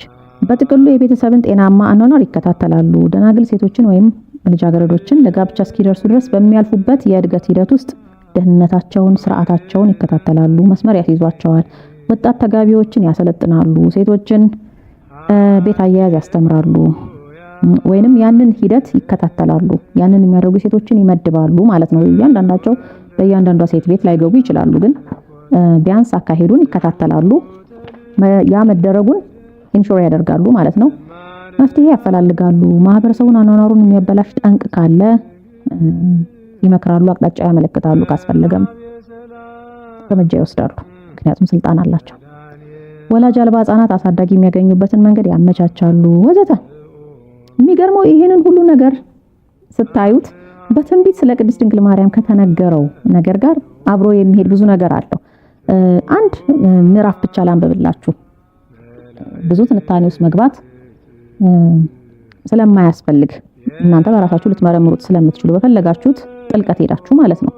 ለምሳሌ መዝሙር 44 ላይ ቅዱስ ዳዊት ስለ እመቤታችንና ስለ ጌታችን ኢየሱስ ክርስቶስ በተናገረው ትንቢታዊ መዝሙር ውስጥ እንደዚህ የሚሉ ቃላትን እናገኛለን። ከቁጥር 9 ጀምሮ እንግዲህ ጌታችንን ሲያሞግሰው ከቆየ በኋላ ስለ እመቤታችን የሚናገርበት ቦታ ይጀምራል። የንግስት ሴቶች ልጆች ለክብርህ ናቸው። በወርቅ ልብስ ተጎናጽፋና ተሸፋፍና ንግስቲቱ በቀኝህ ትቆማለች። ልጄ ሆይ ስሚ፣ ጆሮሽንም አዘንቤ፣ ወገንሽን የአባትሽንም ቤት እርሺ። ንጉሥ ውበትሽን ወዷልና እርሱ ጌታሽ ነውና። የጢሮስ ሴቶች ልጆች እጅ መንሻን ይዘው ይሰግዱለታል። የምድር ባለጠጎች አሕዛብ ሁሉ በፊትሽ ይማልላሉ። ለሐሴቦን ንጉሥ ሴት ልጅ ሁሉ ክብሯ ነው። በወርቀ ዘቦ ልብስ የተጎናጸፈችና የተሸፋፈነች ናት። በኋላዋ ደናግሉን ለንጉሱ ይወስዳሉ፣ ባልንጀሮቿንም ወደ አንተ ያቀርባሉ። በደስታና በሐሴት ይወስዷቸዋል፣ ወደ ንጉሥ እልፍኝም ያስገቧቸዋል። በአባቶችሽ ፈንታ ልጆች ተወለዱልሽ፣ በምድርም ሁሉ ላይ ገዢዎች አድርገሽ ትሾሚያቸዋለሽ። ለልጅ ልጅ ሁሉ ስምሽን ያሳስባሉ። አቤቱ ስለዚህ ለዓለምና ለዘላለም አሕዛብ ያመሰግኑሃል የሚል ተተንትኖ እናገኛለን። ህንደኬዎች የእመቤታችን ምሳሌ ናቸው ብያቸዋለሁ አይደል? አሁን ከዘረዘርኩላችሁ የማህበረሰብ ኃላፊነት ውስጥ ከዚህ በተሻለ ቢገር ስኬል አድርጋችሁ የእመቤታችንን ደግሞ ተመልከቱት እንግዲህ ማለት ነው። ጥቂቶቹን እኔ የንጉሥ ሴቶች ልጆች ለክብርህ ናቸው ይላል። እንደውም አንዱን ታላይ ምንድነው የሚለው? የእቴጌ ልጆች ለጌትነትህ ናቸው ብሎ ነው የሚተረጉመው። ልጆቿ የተባሉት በእርሷ ቃል ኪዳን የሚያምኑ የእመቤታችን የመንፈስ ቅዱስ ልጆች ምዕመናን ሁሉ ናቸው። ንግስቲቱ በቀኝ ትቆማለች የሚለው በሰጣሃት ክብር ጸንታ ለዘላለም ትኖራለች ማለት ነው። የሆነ ጊዜ የሚነሳ የሆነ ጊዜ የሚሻር አይደለም። ምድራዊ ህንደኬዎችን ስታዩ ስልጣናቸው የሆነ ጊዜ ላይ አለ፣ የሆነ ጊዜ ላይ ላይኖር ይችላል። የእመቤታችን ግን እንደዛ አይደለም። በጣም የተሻለች ህንደኬ ነች ማለት ነው አይደል? የጢሮስ ሴቶች ልጆች እጅ መንሻን ይዘው ይሰግዱለታል። የምድር ባለጠጎች አሕዛብ ሁሉ በፊትሽ ይማለላሉ ይላል። ንግስት ነችና እንግዲህ ከእርሷ ሞገስን ማግኘት አለባቸው ማለት ነው። እነማ ነገስታት ራሳቸው። የሐሴቦን ንጉሥ ሴት ልጅ ሁሉ ክብሯ ነው፣ ማለትም ሁሉ ነገር የእርሷ ነው። ሀገር ምድሩ ሁሉ ርስቷ ነው፣ አስራቷ ነው ማለት ነው። በኋላዋ ደናግሉን ለንጉሱ ይወስዳሉ። እመቤታችን የደናግላንን ሕይወት ትባርካለች፣ አቅጣጫ ታሳያለች፣ ልጃገረዶችን አስተዳደጋቸውን ትከታተላለች ከፈቀድንላት። ከዚያ እነዚህን ወደ ንጉሱ ታቀርባለች። በህጋዊ ትዳር ውስጥ ያሉትንም ትባርካለች። ትዳር ላይ በጣም ቤስት ካውንስለር ቅድስት ድንግል ማርያም ራሷ ናት። እኔ በራሴም ሕይወት ካየሁት ማለት ነው። ብዙዎችም ሲመሰክሩ እንደምንሰማቸው ሁላችንም እንደምናውቀው በአባቶችሽ ፈንታ ልጆች ተወለዱልሽ፣ በምድርም ላይ ገዢዎች አድርገሽ ትሾሚያቸዋለሽ ይላል። በእርሷ ቃል ኪዳን ያመኑትን ነው እንግዲህ በራሷ ህዝብ ላይ ገዢ አድርጋ የምትሾመው። ለዚያ ነው የኢትዮጵያ ነገስታት አክሱም ጽዮን ሄደው ሲቀቡ ይኖሩት። እዛው ቅድስት ድንግል ማርያም የምትታሰብበት ጽዮን ቤተክርስቲያን በታቦተ ጽዮን ፊት ይቀባሉ። ሾመቻቸው ማለት ነው። የሷ እውቅና የሌለው ሰው አገሪቱን ሊመራት አይችልም። በህዝቡም ላይ ሊሾም አይችልም። ሁሌ ውሃና ዘይት ነው የሚሆኑት፣ አይግባቡ። ስምሽን ለልጅ ልጅ ሁሉ ያሳስባሉ ይላል። እነሱ ደግሞ እሷ እንግዲህ ሾመቻቸው አይደል? እነርሱ ደግሞ ያለባቸው ግዴታ አንዱ ምንድነው? ትውልድ ሁሉ ጊዜ ከትውልድ ትውልድ ስሟ እንዲተላለፍ ማድረግ ነው፣ እንዳትረሳ ማድረግ። ይሄ እንግዲህ አንዱ ኃላፊነታቸው ነው ማለት ነው። ሌላው ኃላፊነታቸው የእሷ ልጅ በሆነው በኢየሱስ ክርስቶስ ሕግና ስርዓት ህዝቡን ማኖር ነው። ይሄን በሰፊው አልገባበትም፣ ግን ስምሽን ለልጅ ልጅ ያሳስባሉ፣ ስምሽን ለልጅ ልጅ ይነግራሉ ለሚለው አንድ ምሳሌ ልጥቀስላችሁ። ለምሳሌ የኢትዮጵያ ነገስታት ሆነው በተለይ አክሱም ጽዮን የተቀቡት አጼዎች በጠቅላላ ከጥንት እስከ ቅርብ ጊዜ ድረስ ያሉትን ብታዩ በቅድስት ድንግል ማርያም ስም ቤተክርስቲያን ያላሳነጸ የለም። በተለያዩ ቅዱሳን ስም፣ በራሱ በእግዚአብሔር ስም፣ በስላሴ በመድኃኔዓለም ስም አንጸዋል፣ በመላእክት ስም አንጸዋል። በቅድስት ድንግል ማርያም ስም ግን ማነጽ ግዴታቸው ነው። ሜሪላንድ ውስጥ ነው ያለነው። ሜሪላንድ አሜሪካ አይደለም ያለችው፣ እቺ ናት ሜሪላንድ፣ ኢትዮጵያ ነች። ጥቂት ምሳሌዎችን እኔ ከጥንቱ እስካሁኑ ድረስ አለፍ አለፍ እያልኩኝ ልጥቀስላችሁ። ለምሳሌ ከ7466 ዓመታት በፊት የመጀመሪያው የኪዳነ ምሕረት ቤተክርስቲያን እዚሁ መሀል ኢትዮጵያ ላይ ታንጻለች ብያቸዋለሁ አይደል? የፀሐይ አምላክ ቤተ መቅደስ ተብሎ የታነጸው ማለት ነው። ከዚያ ደግሞ አክሱም ጽዮን አለች በቀዳማዊ ምኒልክና በንግስተ ሳባ የታነጸች። ከዛ ደግሞ መርጦ ለማርያም፣ ብርብር ማርያም፣ ጣና ቂርቆስ የኦሪት መስዋዕት ይሰዋባቸው የነበሩ በነገስታት የታነጹ ናቸው። እንዲሁም በዚያ ሰዓት በነበሩት ሊቃነ ካህናት። ከዚያ ደግሞ በሐዲስ ኪዳን በአብርሃ ወአጽብሃ ዘመን የቀደሙት የኦሪቶቹ በሙሉ ታድሰው የሐዲስ ኪዳን ቤተክርስቲያናት ሆኑ ማለት ነው። ተጨማሪም ተጨመሩ ብዙ። ለምሳሌ ጎሃ ጽዮን ቅድስት ማርያም። አጼ አስፋሃ በአራተኛው መቶ ክፍለ ዘመን የአጼ አጽብሃ ልጅ ደብረ ወርቅ ማርያምን አሳነጸ። አጼ ካሌብ ግሸን ማርያምን፣ አኑባ ማርያምን አንጿል። ግሸን ማርያም ሲባል በኋላ በአጼ ዘርዓ ያዕቆብ ጊዜ የተደረገው ምንድነው? ያው መስቀሉ እዛ ጋር በማረፉ ምክንያት በክብር ላይ ክብር ተጨምሮላት ነው እንጂ ከዛ በፊትም የእግዚአብሔር አብ ቤተክርስቲያን በዛ ቦታ ላይ እንደነበረ ይታወቃል። ስለዚህ ጥንስሱ የተጀመረው ጥንት ነው። በአጼ ካሌብ ጊዜ መጀመሪያ እዛ ቦታ ላይ መቆርቆር የጀመረው ያኔ ነው ማለት ነው። አጼ ገብረ መስቀል የሃ ላይ በቅድስት ድንግል ማርያም ስም ቤተክርስቲያን አሳንጸዋል። አጼ አንበሳውድም ከዮዲት ጉዲት በኋላ መርጦ ለማርያምን በድጋሜ አሰርተዋል። አጼ ላሊበላ ቤተ ማርያምን፣ አዳዲ ማርያምን አንጸዋል። ቅዱስ ናኩቶ ለአብ አሸተን ማርያምን አንጿል። አጼ ላሊበላ ጀመረው፣ ናኩቶ ለአብ ጨረሰው። አጼ ይኩኖ አምላክ አጼ ዋሻ ማርያምንና ላስታ ገነተ ማርያምን አንጸዋል። አጼ ይስሐቅ የጣናዋን የጽዮን ማርያም ቤተክርስቲያን በድጋሚ አሰርተዋል። እንግዲህ ጠቀስ ለማድረግ ያህል ነው። አጼ ዘርዓ ያዕቆብ በጣም ብዙ ነው። አጼ ዘርዓ ያዕቆብ ግን ጥቂቶቹን ለመጥቀስ ያሳደሳቸው ለምሳሌ ጣና ጽዮን ማርያም፣ ግሸን ማርያም፣ አዲስ ያሰራቸው ደግሞ መቅደሰ ማርያም፣ ህንጻ ማርያም፣ ጻድቃኔ ማርያም፣ ሌሎችም ብዙ የማርያም ቤተክርስቲያኖች ግማሾቹ እንደውም በግራኝ አህመድ ጊዜ ስለጠፉ የት እንዳሉም እንኳን አይታወቁ። እንዲሁ አካባቢያቸው ወይ ሸዋ ውስጥ መሆናቸው ይታወቅ ይሆናል። ከዛ ውጪ ግን በዛ ስም የሚጠሩ ቤተክርስቲያናት በአሁኑ ሰዓት የሌሉ ብዙ በማርያም ስም ያሳነጻቸው ቤተክርስቲያኖች ነበሩ። እስካሁን የዘለቁም ደግሞ ብዙ አሉ። አጼ በዕደ ማርያም ደብተራ ማርያምን፣ አትሮንስ ማርያምን፣ ባለቤታቸው እቴጌ እሌኒ ደግሞ መርጦ ለማርያምን በድጋሚ ያሰርታታለች። አጼ ሰርጸ ድንግልና ባለቤቱ እቴጌ ማርያም ስና ጎንደር ማህደረ ማርያምን አሳንጸዋል። አጼ ፋሲል ግምጃ ቤት ማርያምን፣ አዲያም ሰገድ ኢያሱ አይኔ ቅድስት ማርያም ቤተክርስቲያንን ለምሳሌ ያ ሰሜን ሸዋ ውስጥ የሚገኝ ነው። አጼ ዮሐንስ ራማ ኪዳነ ምህረትን በግራኝ ከጠፋች በኋላ በድጋሚ ያሳንጸዋል። አጼ ዮስጦስ ጎንደር ልደታ ማርያምን፣ አጼ በካፋ ጎንደር ደፈጫ ኪዳነ ምህረትን፣ እቴጌ ምንትዋብ ጎንደር ቁስቋም ማርያምን። እቴጌ ምንትዋብን እዚህ ጋር ልጥቀስላችሁና በደንብ የኩዊን ማዘርን ሚና የሚያሟሉ እቴጌ ነበሩ። ታሪካቸውን ባጭሩ አንብቤ በጣም ተገርሜያለሁ። በጣም መንፈሳዊ ሴት ነበሩ። ከዚያም በተጨማሪ ደግሞ ለሴቶች የሙያ ማሰልጠኛ ኮሌጅ ነበራቸው። በጣም ደስ ይላል። ወጥ አሰራር፣ ሽመና አሰራር የመሳሰሉትን ቅድስት ድንግል ማርያም በምታዛቸው መሰረት ለሴቶች ያስተምሩ ነበር። ደስ ይላል። ንጉስ ወሰን ሰገድ በ18ኛው መቶ ክፍለ ዘመን ሰላ ድንጋይ ደብረ ምጥማቅ ቅድስት ማርያምን፣ አጼ ተክለ ጊዮርጊስ ደብረ ምጥማቅ ማርያምን ሰሜን ጎንደር፣ መናኒ መንግስት ተክለ ሃይማኖት ደብረ ኃይል በአታን ወይንም ጎንደር በአታ ማርያም ቤተክርስቲያንን፣ ዳግማዊ አጼ ተክለ ሃይማኖት የፈንጠር ልደታ ቤተክርስቲያንን፣ ጻድቁ አጼ ዮሐንስ አገው ግምጃ ቤት ማርያምን። እንግዲህ አንዳንዱን ከመጀመሪያው የሚያሳነጹት ሊሆን ይችላል። አንዳንዱ ደግሞ የሆነ ጊዜ ላይ ጠፍቶ ከነበረ ወይ ፈርሶ ከነበረ መልሶ ማሳነጽም ሊሆን ይችላል። አጼ ዮሐንስ አራተኛ ደብረ ገነት ኪዳነ ምህረትን በኢየሩሳሌም የምትገኘውን፣ ንጉስ ሳህለ ስላሴ አንጎለላ ኪዳነ ምህረትን፣ ዳግማዊ አጼ ምኒልክና ባለቤታቸው እቴጌ ጣይቱ እነሱም ብዙ ነው። ወለታ ገነት ኪዳነ ምህረት፣ እንጦጦ ሐመረኖ ኪዳነ ምህረት፣ አዲስ ዓለም ማርያም፣ እንጦጦ ማርያም፣ እነዋሪ ቅድስት ማርያም፣ ጉራምባ ማርያም፣ ንግስት ዘውዲቱ መንበረ ንግስት ቁስቋም ማርያምን የማርያምን ብቻ ነው እየጠቀስኩላችሁ ያለሁት። እቴጌ መነን ሰበታ ቤተ ደናግል ጠባባት ገዳምን አሰርተዋል። ይህ እንግዲህ ቤተክርስቲያን በእመቤታችን ስም ማሰራት የመሪዎቹ ግዴታ ነው ማለት ነው። ቅድም እንዳልኳችሁ ሌላው ዋና ቃል ኪዳናቸው በልጇ ስርዓት ህዝቡን መምራት ነው። ኢየሱስ ክርስቶስ ለሐዋርያት በሰጠው ቀኖና ህዝቡን ማስተዳደር ማለት ነው። ኢትዮጵያን የመሰረተው ይሄ ነው፣ ሌላ ነገር አይደለም። የሐዋርያት ቀኖና ሲተገበር ነው ኢትዮጵያ የሚመጣው። ከዚያ ውስጥ በሌላ ጊዜ ነው ይሄንን የምመጣበት። አንድ ቃል ሁል ጊዜ ትዝ ይለኛል በልጇ ስርዓት ሀገርን መምራት የሚለውን ሳስብ ምንድነው መሰላችሁ? እርሱ የሚላችሁን አድርጉ ያለችው ነገር አለ አይደለም? በዮሐንስ ወንጌል በቃና ዘገሊላ የተደረገው የሚታርክበት ምዕራፍ 2 ላይ ማለት ነው። ከነገረችው በኋላ ወይን ጠጅ አልቆባቸዋል ካለችው በኋላ ለሱ ደግሞ ከነገረች እሱ ደግሞ ለነሱ ነግሯቸው ጋኖቹን ውሃ እንዲሞሉ ያዘዛቸው እርሱ የሚላችሁን አድርጉ ካለች በኋላ ነው። ስለዚህ የምትነግረለኛ እሱ የሚላችሁን አድርጉ ትለናለች ማለት ነው።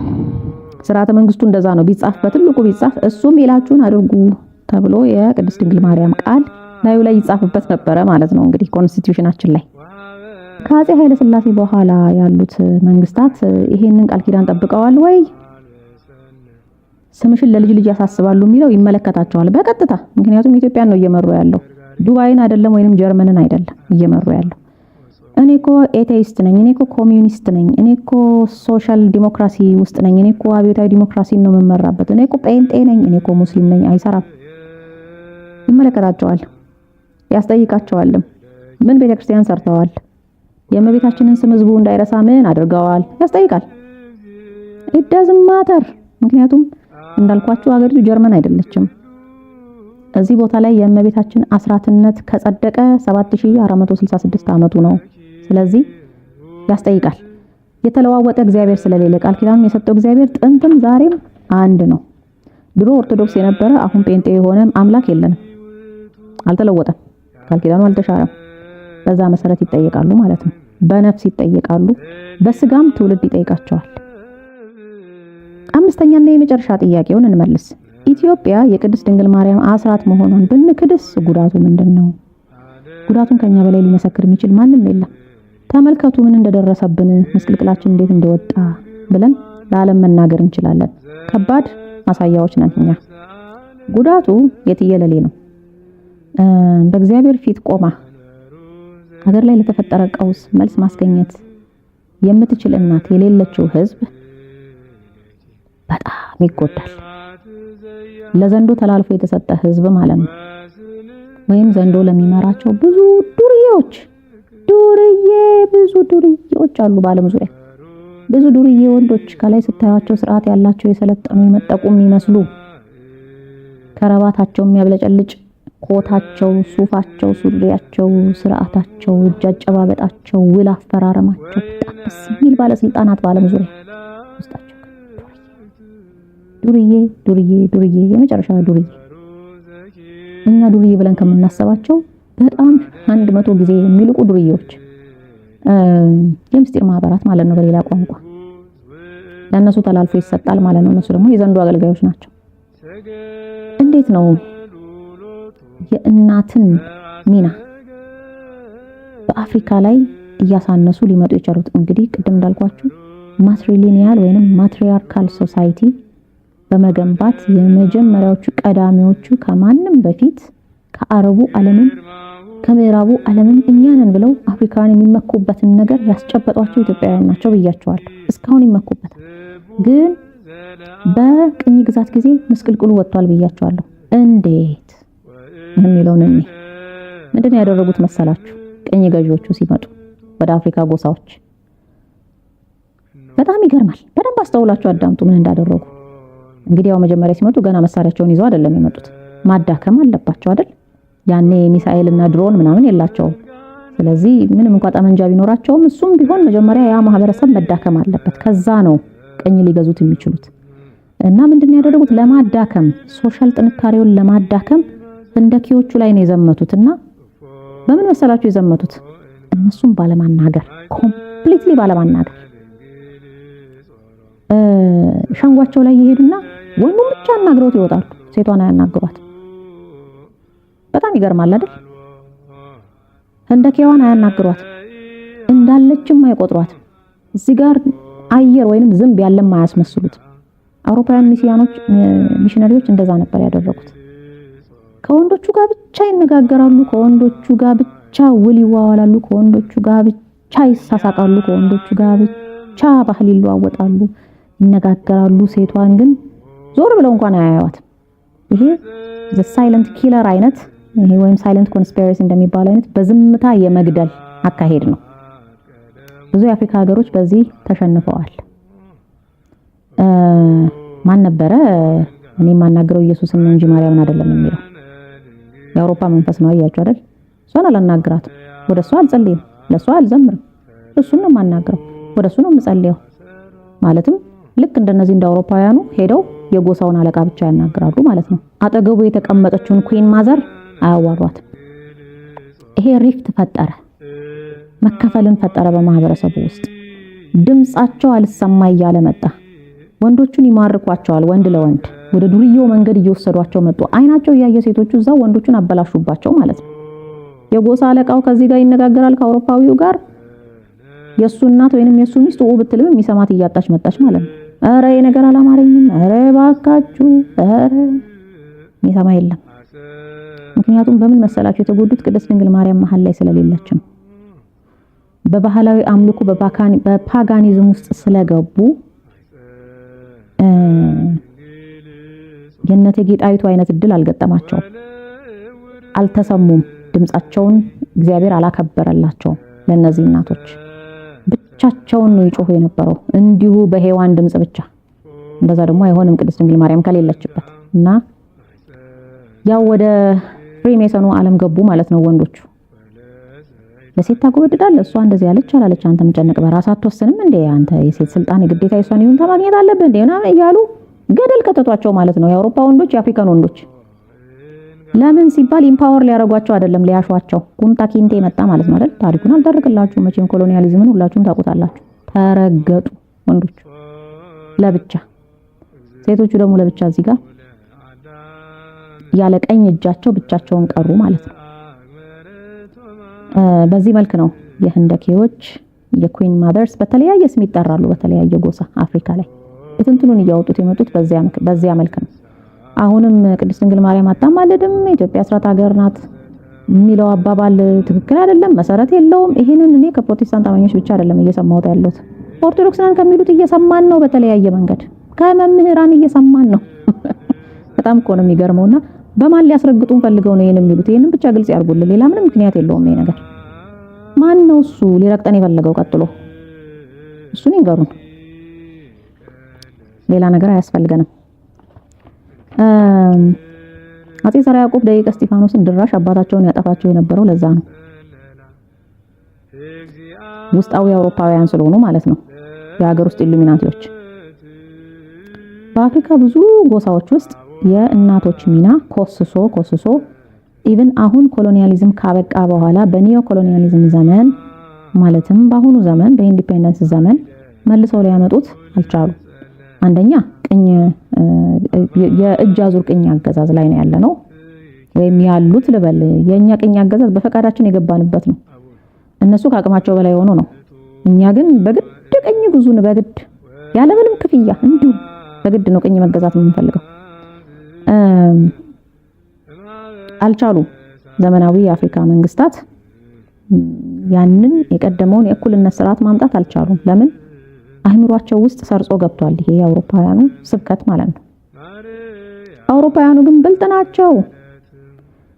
እዚህ ያንን እያስለመዷቸው ለአፍሪካውያን ጎሳዎች አውሮፓ ላይ ሄደው እነሱ ኩዊን ማዘር የሚባል አዲስ ታይትል ፈጠሩ።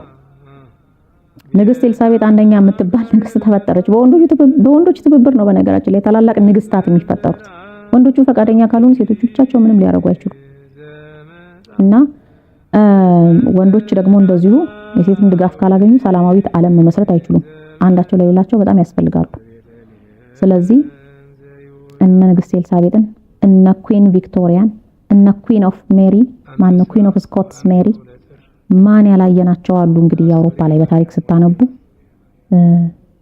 ጽዮን የጽዮን ምሳሌ የሆነች የእመቤታችን ምሳሌ የሆነች ታላቂቱ ንግስት እየተባለ እየተሞካሹ የሴቶች መብትና የሴቶች ስልጣን በተለየ ሁኔታ እየታየ እስከነ ንግስት ኤልሳቤጥ ድረስ ደረሰ ማለት ነው። አሁንም ብዙ ንግስታት አሉ። የዴንማርክ፣ የስዊድን፣ ሌሎችም ኮመንዌልዝ ኔሽንስ የምንላቸው ውስጥ በሙሉ የበላያቸው ሆነው የእንግሊዞቹ አሉ። አፍሪካ ላይ ግን አንተ ወንድ አይደለህ እንዴ? አንተ አሁንም እናትህን ታማክራለህ እንዴ? እየተባለ ገደል ገባ ማለት ነው።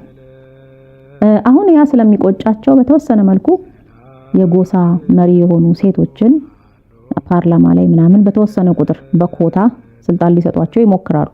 በዩጋንዳ፣ በኬንያ፣ በሌሎችም በዮሩባ ጎሳዎች፣ ናይጄሪያ ብዙ የተሞከሩ ነገሮች በዚህም እዛም አሉ። ግን ከኤንጂኦነት ያለፈ ይሄን ያህል ሚና ሊኖራቸው አልቻለም። ቢበዛ የሆኑ አንዳንድ የስነ ተዋልዶ ጉዳዮች ላይ ይሰራሉ። ለምሳሌ ብሬስት ካንሰር ወይንም ኤችአይቪ ወይም ወላጅ አልባ ህጻናት የመሳሰሉት ላይ አቅማቸውን ያህል ሊሰሩ ይችላሉ። ከዛ ያለፈ ግን ይሄ ድሮ አይነት ለውጥ ሊያዩ አልቻሉ። በኢትዮጵያ ግን እንዳልኳችሁ በተሻለ ሁኔታ ተጠብቆ ነበረ። በገዛ እጃችን ማንም ሳይነካን የእባብ ድምጽ እየሰማን የዘንዶ ድምጽ እየሰማን ሸርሸረን ለዚህ ያደርሰናል። ጉዳቱ ምንድነው የሚለውን አልጨረስኩም። በቀጣይ ክፍል እመለስበታለሁ። የማሳያችሁ ደግሞ የትምህርት ስርዓታችን ላይ የፈጠረውን ጉዳት ነው። በግልጽ በተጨባጭ ምን አይነት ትውልድ እየፈጠርን እንዳለና ይሄ ደግሞ የኢትዮጵያን አስራት ሀገርነት ለቅድስት ድንግል ማርያም የተሰጠች መሆኑን የኩዊን ማደር አገር land of the queen mother the land of Mary ሜሪላንድ የመሆኗን እውነታ እየረሳን የመምጣታችን ቀጥተኛ ውጤት መሆኑን የሚያሳይ ጥናት ይዤላችሁ ቀርባለሁ በቀጣዩ ክፍል።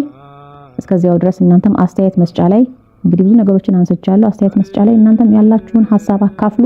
በቀጣይ ክፍል እኔም በቀጣይ ክፍሎች ላይ እያስገባው ለሌላው ሼር አደርጋለሁኝ ማለት ነው። አብራችሁን ስለቆያችሁ እጅግ አድርጌ አመሰግናችኋለሁ። ቀጣይ ሳምንት እንገናኛለን። ስለ ትምህርት ስርዓታችን እናወራለን። ቸር ሰንብቱ።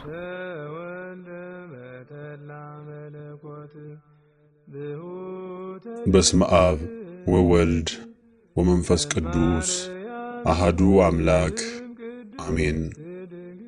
ቅድስት ድንግል ማርያም በኢትዮጵያ። የድንግል ማርያም ጉዳይ በኢትዮጵያ ውስጥ ብዙ ነው። ለምሳሌ ገና በልጅነታችን ሰውነታችን ላይ አንድ ጠቆር ያለ ነገር ካለብን ማርያም የሳመችው እየተባልን አድገናል። በልጅነታችን ጨዋታ ወቅት የማርያም መንገድ ስጠኝ እየተባባልን አድገናል። ትንሿን የእጃችን ጣት የማርያም ጣት እንላታለን። እናታችን ሆድ ውስጥ እያለን እናታችን በማርያም እጅ ተይዛለች ትባላለች። እናታችን ስትወልደን ደግሞ የማርያም አራስ ትባላለች። ተወልደን ሊጠይቁ የሚመጡ ሰዎች እናታችንን እንኳን ማርያም ማረችሽ ይሏታል። ጠይቀዋት ሲወጡ ማርያም በሽልም ታውጣሽ ይሏታል። ገና እናታችን ምጥ ሲመጣባት ሁሉ ማርያም ማርያም ነው የሚባለው። አራስ ቤት ውስጥ ገና በጨቅላ ወራቶቻችን ወቅት ፈገግ ስንል እናቶች እንዲህ ይላሉ፣ ማርያም ስታጫውተው ማርያም ስታጫውታት ነው ይላሉ። እናታችን አራስ ቤት እያለች መጀመሪያ የምትመገበው ገንፎ ነው። ግን በባህሉና በእምነቱ አጠራር የማርያም ምሳ ተብሎ ነው የሚጠራው። ማርያምን ገና ሳንወለድና ተወልደንም ስሟን እየሰማን በማደጋችንም ጭምር ይመስለኛል በኦርቶዶክስ ተዋሕዶ ሃይማኖት ተከታዮች ዘንድ ግዙፉን ቦታ የያዘችው። በማርያም ስም የሚጠሩ ኢትዮጵያውያንም የትየለሌ ናቸው። ኃይለ ማርያም፣ ቤተ ማርያም፣ ኪዳነ ማርያም፣ መንበረ ማርያም፣ ወልደ ማርያም፣ አስካለ ማርያም፣ እህተ ማርያም፣ ስለታ ለማርያም እየተባሉ አያሌ ኢትዮጵያውያንና ኢትዮጵያውያት በማርያም ስም ይጠራሉ። ማርያም ከሀበሾች ጋር ከእምነቱ ባለፈ ተወዳጅና የቅርብ እናት ካደረጓት ነገሮች መካከል እነዚህ ሰዋዊና መንፈሳዊ ትስስሮች ይመስሉኛል። ለዚህም ነው በኢትዮጵያ ሃይማኖት ውስጥ በእጅጉ ተወዳጅ ስለሆነችው ቅድስት ድንግል ማርያም አንዳንድ ጉዳዮችን እንድናወጋ ፈለግኩኝ። በኢትዮጵያ ውስጥ የኦርቶዶክስ ተዋሕዶ ሃይማኖት የመንግሥት ሃይማኖት ሆና ለሺህ ዓመታት ከቆየች በኋላ ከ40 ዓመታት በፊት ሥልጣኗን አጥታለች። መንግሥትና ሃይማኖት ለየብቻ ነው የሚል ኮሙኒስታዊ መርህ በመቀንቀኑ በመንግሥትና በሃይማኖት መካከል ልዩነት ተፈጠረ። የኢትዮጵያ መንግሥትም ሃይማኖት የለውም ተባለ። ጉዳዩ ብዙ ነገር ያዋራል። ግን ወደ ዋናው ርዕሰ ጉዳያችን እንግባ። ስለዚህችው ኦርቶዶክስ ተዋሕዶ ሃይማኖት እንጨዋወት። የኢትዮጵያ ኦርቶዶክስ ተዋሕዶ ሃይማኖት ከሌሎች የክርስቲያን ሃይማኖቶች በጽኑ ተለይቶ የሚቆምበት መገለጫው በቅድስት ድንግል ማርያም ላይ ያለው ከፍተኛ ፍቅርና ሥርዓቶች ነው። ማርያም በሃይማኖቱ ሥርዓት ውስጥ ዋነኛዋ ማጠንጠኛ ናት። በኢትዮጵያ ኦርቶዶክስ ተዋሕዶ የበዓላት አከባበር ውስጥ ማርያምን በተመለከተ የሚደረጉ ሥርዓቶች ከፍተኛ ተጽዕኖ ፈጣሪዎች ናቸው። ለምሳሌ ኅዳር 21 ቀን አክሱም ጽዮን፣ መስከረም 21 ቀን ግሸን ማርያም፣ ጥር 21 ቀን አስተርዮ ማርያም፣ የካቲት 16 ኪዳነ ምሕረት፣ ግንቦት 1 ልደታ ለማርያም፣ ግንቦት 21 ደግሞ በጻድቃኔ ማርያም ትከብራለች። እነዚህ ግዙፍ የሆኑ የቅድስት ድንግል ማርያም ዓመታዊ ክብረ በዓሎች ናቸው። በእነዚህ በዓላት ወቅት ኦፊሴላዊ በሆነ መንገድ መስሪያ ቤቶች አይዘጉም እንጂ በሃይማኖቱ ተከታዮች ዘንድ ግን ትልልቅ ክብረ በዓሎች ናቸው። ባለፈው ጥር 21 ቀን የተከበረውም የአስተርዮ ማርያም ክብረ በዓል ከግዙፎቹ መካከል ዋነኛው ነው። በኢትዮጵያ ውስጥ በማርያም አማላጅነትና የተራዳይነት ሚና እንዳላት በጥልቀት ይታመናል። በመሆኑም በሀገሪቱ ውስጥ ከታነጹ አብያተ ክርስቲያናት ውስጥ ቅድስት ድንግል ማርያም ዋነኛዋን ቁጥር ትይዛለች። ገና ክርስትና በሀገሪቱ ውስጥ ሲሰበክ የጽዮን ማርያም ቤተ ክርስቲያን አክሱም ውስጥ ታነጸች። የጽላተ ሙሴውም መኖሪያ በዚች በጽዮን ውስጥ ከሆነ ከ1600 ዓመታት በላይ ሆኖታል።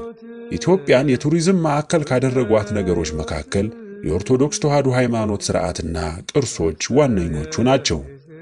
ወደ ሀገሪቱ የሚመጡ ቱሪስቶች አብላጫዎቹ የሚጎበኙት ታሪክ፣ ባህል፣ ቅርስና ማንነት በሃይማኖቱ ውስጥ ለዘመናት የተከማቹትን ጉዳዮች ነው። ታዲያ በሃይማኖት ውስጥ ከሚጎበኙት ውስጥ የቅድስት ድንግል ማርያም ኪነ ሕንፃዎች፣ ቅርሶችና ታሪኮች አሁንም ግዙፉን ስፍራ ይዘው ይነሳሉ። ለምሳሌ ከቀዳሚዎቹ ብንነሳ አክሱም ጽዮን ማርያምን ማስታወስ እንችላለን። ጽዮን ማርያም ከጥንታዊነቷ ባሻገር በክርስትና ሃይማኖት ውስጥ የሚታወቀው ጽላተ ሙሴ የሚገኝባት ምድር ስለሆነች ሁለመናዋ ገዝፎ ይታያል። የዓለምን የክርስትና ሃይማኖት ምስጢር ጠብቃ ለሺህ ዘመናት የቆየች ደብር ናት። 10ቱ ትእዛዛት የተጻፈበት የዋናው ጽላት መኖሪያ ስፍራ ስለሆነች ትልቅነቷን በቃላት ብቻ ገልጾ መጨረስ አይቻልም። ለዚህም ነው አክሱም ጽዮን ከዋና ዋናዎቹ የቱሪዝም መዳረሻዎች መካከል አንዷ የሆነችው። ወደ ዘመነ ዛጉዌ ሥርዓት ስንመጣ ደግሞ 12ኛው መቶ ክፍለ ዘመን ላይ ቅድስት ድንግል ማርያም በኢትዮጵያ ውስጥ ሌላ አስገራሚ ታሪክ ይዛ ብቅ ትላለች። በ12ኛው መቶ ክፍለ ዘመን የኢትዮጵያ ገናና መሪ የነበረው ቅዱስ ላሊበላ ካነጻቸው አብያተ ክርስቲያናት የመጀመሪያዋ የነበረችው ቤተ ማርያም እየተባለች የምትጠራው እጅግ ውብ ኪነ ሕንፃ ነች። ቤተ ማርያም ዓለት ላይ ወደ ታች እየተፈለፈለ የተሰራች ባለፎቅ ኪነ ሕንፃ ነች። የሰው ልጅ ለመጀመሪያ ጊዜ ዓለትን ፈልፍሎ ወደ ታች ፎቅ ቤት መስራት የጀመረው ቤተ ማርያምን ነው።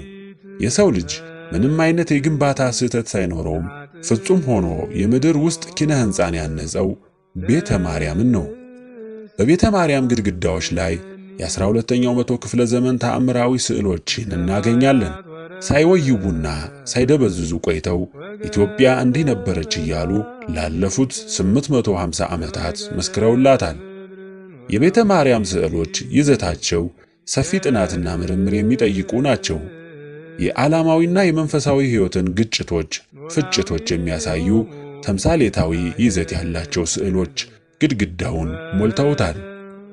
ላለፉት 850 ዓመታት በነጭ ኢትዮጵያዊ ሸማ ተሸፍኖ ያለው አልፋና ኦሜጋ ያለበት ጽሑፍ በዚህችው በቤተ ማርያም ይገኛል። ቤተ ማርያም ውስጥ ስዋስቲካ ተብሎ የሚታወቀው ጥንታዊው ምልክት በሁለመናዋ አቅፋ ይዛለች። ስዋስቲካ የፀሐይ ምልክት ነው። የብርሃን፣ የተስፋ፣ የሐሴት፣ የማበብ ምልክት ነው። ቤተ ማርያም ክሩዋ ፓቴ የሚሰኘውን ምልክት የያዘች ቤተ ክርስቲያን ናት። ክሩዋ ፓቴ በ10ኛው መቶ ክፍለ ዘመን ላይ ተከስቶ በነበረው የመስቀል ጦርነት ወቅት ተዋጊዎች ይዘውት የነበረው የመስቀል ምልክት ነው። ይህ የዓለም ምልክት የተፈጠረው በ10ኛው መቶ ክፍለ ዘመን እንደሆነ ግራሃም ሃንኮክ ዘ ሳይን ኤንድ ዘ ሲል በተሰኘው መጽሐፍ ውስጥ ገልጾታል። ነገር ግን ይህ ገለጻ ስህተት ነው። ምክንያቱም ይህ ምልክት በ6ኛው መቶ ክፍለ ዘመን ላይ ኢትዮጵያ ውስጥ ነበር፣ አሁንም አለ። ያለበትም ቦታ ደግሞ አክሱም ነው። የአፄ ካሌብ የመቃብር ድንጋይ የድንጋይ ሳጥን ላይ ተቀርጾ ይገኛል። የክሩዋ ፓቴ ምልክት መገኛ አክሱም ኢትዮጵያ ነው። ቅዱስ ላሊበላ ይህን ምልክት የዛሬ 850 ዓመታት ከአክሱም የድንጋይ ሳጥን ላይ ወስዶ ቤተ ማርያም ላይ በውብ ቅርጽ ሰርቶ አስቀመጠው። ይህ የክሩዋ ፓቴ ቅርጽ ምልክት መገኛው ኢትዮጵያ ነው።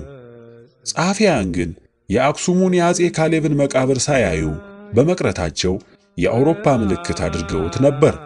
ግን ስህተት ነው። ምልክቱ የኢትዮጵያ የመስቀል ቅርጽ ነው። ቤተ ማርያም ላይ ቁጭ በማለቱ ግን አዲስ የመወያያ አጀንዳ ከፍቷል። በዚህችው የቅዱስ ላሊበላ የመጀመሪያው አስደማሚ ኪነ ሕንፃ በሆነችው ቤተ ማርያም ውስጥ እጅግ የከበሩ ቅርሶች በውስጧም አሉ። ከቤተ ክርስቲያኗ ጎን ደግሞ በእርሷ ቁመት ልክ ጥልቀት ያለው ጸበል አለ። ጸበል ውስጥ መካን ሴቶች ልጅ ለመውለድ እምቢ አላቸው በጠፈር ገመድ ታስረው ይጠመቃሉ።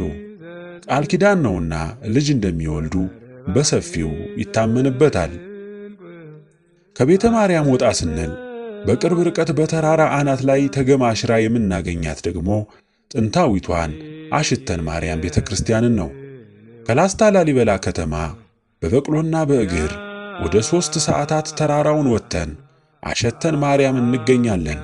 ላሊበላ አስጀምሯት አፄ ናኩቶ ለአብ ያስጨረሳት ከአንድ ቋጥኝ ድንጋይ ተፈልፍላ የተሰራች ናት። በአሸተን ማርያም ረጅም ዘመን ያስቆጠሩ በጨርቅና በእንጨት ገበታ በውሃ ቀለም የተሳሉ ስዕሎች ይገኛሉ። ስዕሎቹ ባህላዊውን የቀለም አሰራር የተከተሉ በመስመሮችና በወዝ የተሰሩ ናቸው። የብርሃን ጥላ አጣጣልን የሚያሳይ ስዕል በወዝ የተሰራ ይባላል። ቅድስት ድንግል ማርያም በኢትዮጵያ ኦርቶዶክስ ተዋሕዶ ውስጥ ግዙፍ ሆና ከምትታይባቸው ቦታዎች አንዱና ትልቁ ግሸን ደብረ ከርቤ ገዳም ውስጥ ነው። የእምነቱ ተከታዮች ዳግማዊት ኢየሩሳሌም እያሉ ይጠሯታል። ምክንያቱም ኢየሱስ ክርስቶስ በቀራንዮ ተሰቅሎበት ነበር የሚባለው መስቀል የቀኙ ክንፍ በክብር ያረፈው በዚህች ገዳም ውስጥ እንደሆነ በከፍተኛ ደረጃ ይታመናል። አንዳንዶች እንደውም የቀኝ እጁ ብቻ ሳይሆን ሙሉ መስቀሉ ነው ያለው የሚሉም አሉ። ግሸን ማርያም በ6ኛው መቶ ክፍለ ዘመን ከነበሩት አፄ ካሌብ ጀምሮ የተመሰረተች ብትሆንም በ12ኛው መቶ ክፍለ ዘመን የቅዱስ ላሊበላ እጅም እንዳረፈባት ጸሐፊያን ይገልጻሉ።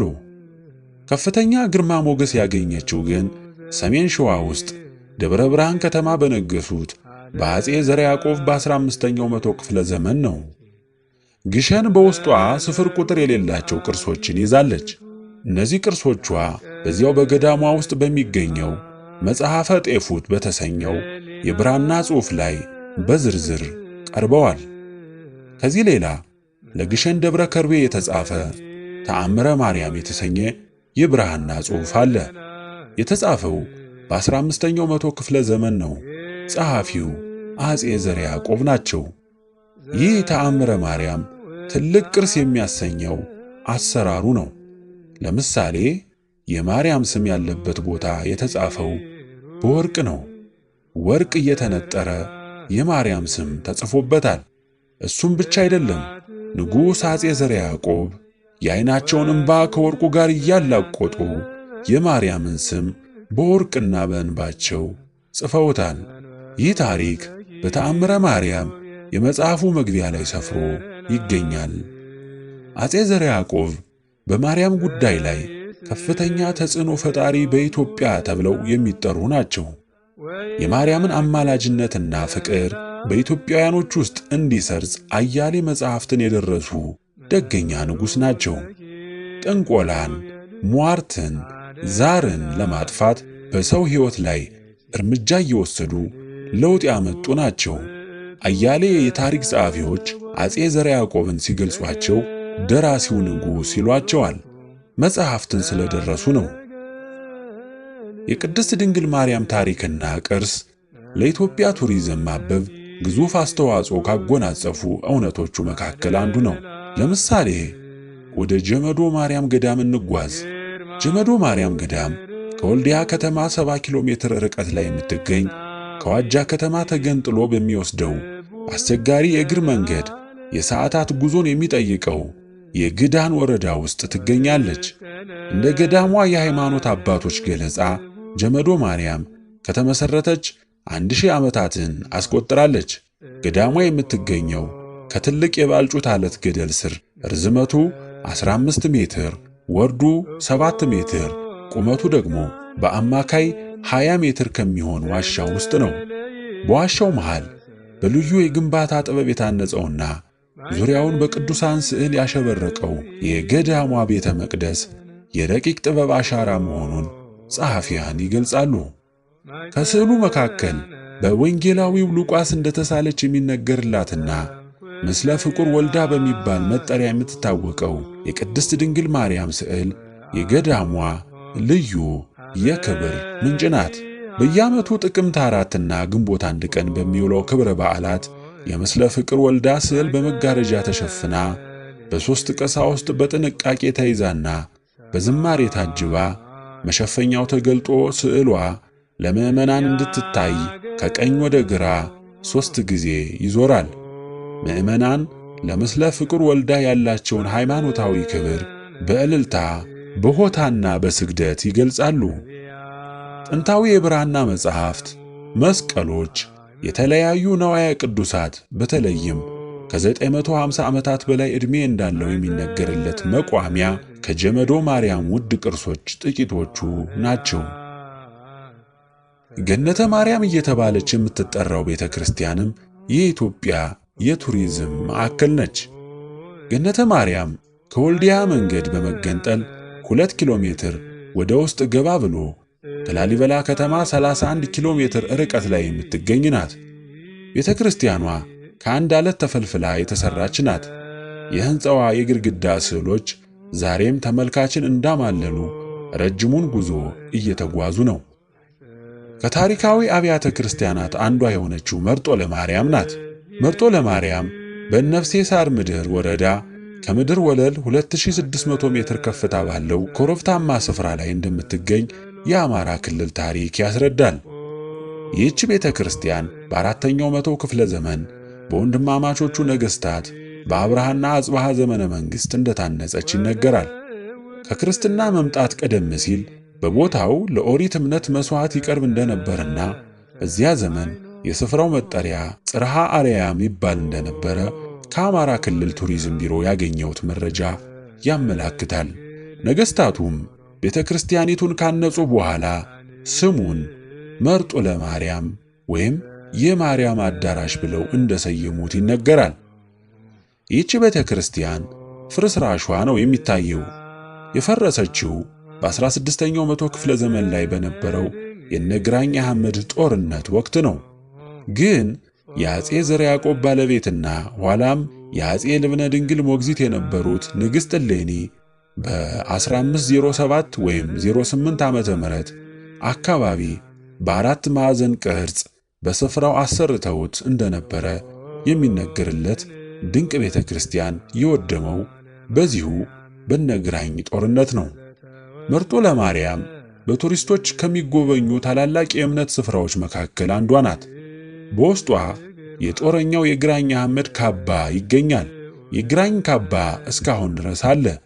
ከዚህ ሌላ የነገሥታት መጎናጸፊያዎችና አልባሳት፣ አክሊሎች፣ የራስ ቁሮች፣ የብራና መጻሕፍትና መስቀሎች፣ ከብርና ከቀንድ የተሰሩ ዋንጫዎች፣ ሌሎችም ቅርሶች በመገኘታቸውና በታሪኳ መርጦ ለማርያም የኢትዮጵያ አንዷ የጉብኝት ማዕከል ነች። ጎጃም ውስጥ ተጽዕኖ ፈጣሪ አብያተ ክርስቲያናት ከሚባሉትና በማርያም ስም በተሰሩት ውስጥ ደብረ ወርቅ ማርያም አንዷ ናት። ከዲማ ጊዮርጊስ ተመልሰው ወደ ሞጣ በሚወስደው የመኪና መገንጠያ 10 ኪሎ ሜትር ያህል እንደተጓዝን የደብረ ወርቅ ከተማን እናገኛለን። ከዚህች ከተማ ዳርቻ ምስራቃዊ አቅጣጫ ክብ ቅርጽ ባለው ኮረብታ ላይ ጥንታዊቷ የደብረ ወርቅ ማርያም ገዳም ትገኛለች። ይህችን ገዳም መስህብ ካደረጓት ውስጥ የሕንፃዋ ቅርጻ ቅርጾች፣ የግድግዳ ስዕሎች፣ የነገሥታት ገጸ በረከቶች የደብረ ወርቅ ማርያምን ግዙፍነት የሚመሰክሩ ናቸው።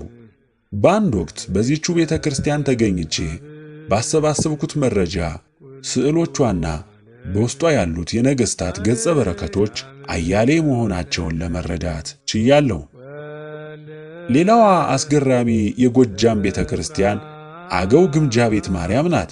የአገው ግምጃ ቤት ማርያም ገዳም የተመሠረተችው በተለምዶ ጻዲቁ እየተባሉ የሚጠሩት በቀዳማዊ አፄ ዮሐንስ ዘመነ መንግሥት ነው።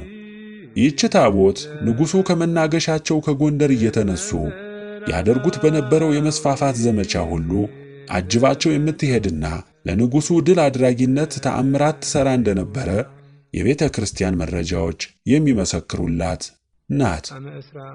የኢትዮጵያ ታላላቅ ምስጢራት ከሚገኙበት ስፍራ አንዱ የጣና ሐይቅ ውስጥ ባሉት ገዳማት ነው። ከነዚህ ውስጥ ደብረ ማርያም አንዷ ናት። ከባህር ዳር ከተማ የሰሜን ምስራቅ አቅጣጫን በመያዝ በጀልባ ለ20 ደቂቃ አሊያም በእግር ለ1 ሰዓት ተኩል በመጓዝና የአባይን ወንዝ በታንኳ በማቋረጥ የደብረ ማርያም ገዳም ወደምትገኝበት ደሴት መግባት ይቻላል። የተለያዩ ታሪካዊ ቅርሶችን የያዘችው የደብረ ማርያም ገዳም በአፄ አምደ ጽዮን ዘመነ መንግሥት ከ1307 እስከ 1337 ዓመተ ምህረት እንደተመሰረተች ይነገራል። አባይ ወንዝ ጣናን ሰንጥቆ በሚያልፍበት ቦታ ላይ ያለችው ይህች ቤተ ክርስቲያን ከዋነኞቹ የቱሪዝም ማዕከል ውስጥ አንዷ ናት። በዚሁ በጉደኛው ጣና ሐይቅ ውስጥ ከሚገኙ ገዳማት ውስጥ ደብረ ሲና ማርያም ሌላኛዋ ተጠቃሽ የክርስትና ማዕከል ነች። ከጎንደር ጎርጎራ ወደብ ክበብ በአጥር ብቻ የተለየችውና በጣና ሐይቅ ዳርቻ የምትገኘው ደብረ ሲና ማርያም ቤተ ክርስቲያን በ14ኛው መቶ ክፍለ ዘመን በአጤ አምደ ጽዮን ዘመነ መንግሥት አባ ኤስድሮስ በሚባሉ ባህታዊ እንደተመሠረተች የቤተ ክርስቲያኗ ካህናት ያስረዳሉ።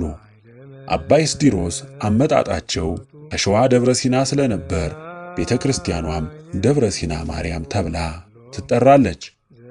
በዚሁ በጣና ሐይቅ ላይ ከሚገኙት አብያተ ክርስቲያናት መካከል ኡራ ኪዳነ ምሕረት ተጠቃሽ ናት። ቤተ ክርስቲያኒቱ በ14ኛው መቶ ክፍለ ዘመን ላይ መሰራቷ ይነገራል።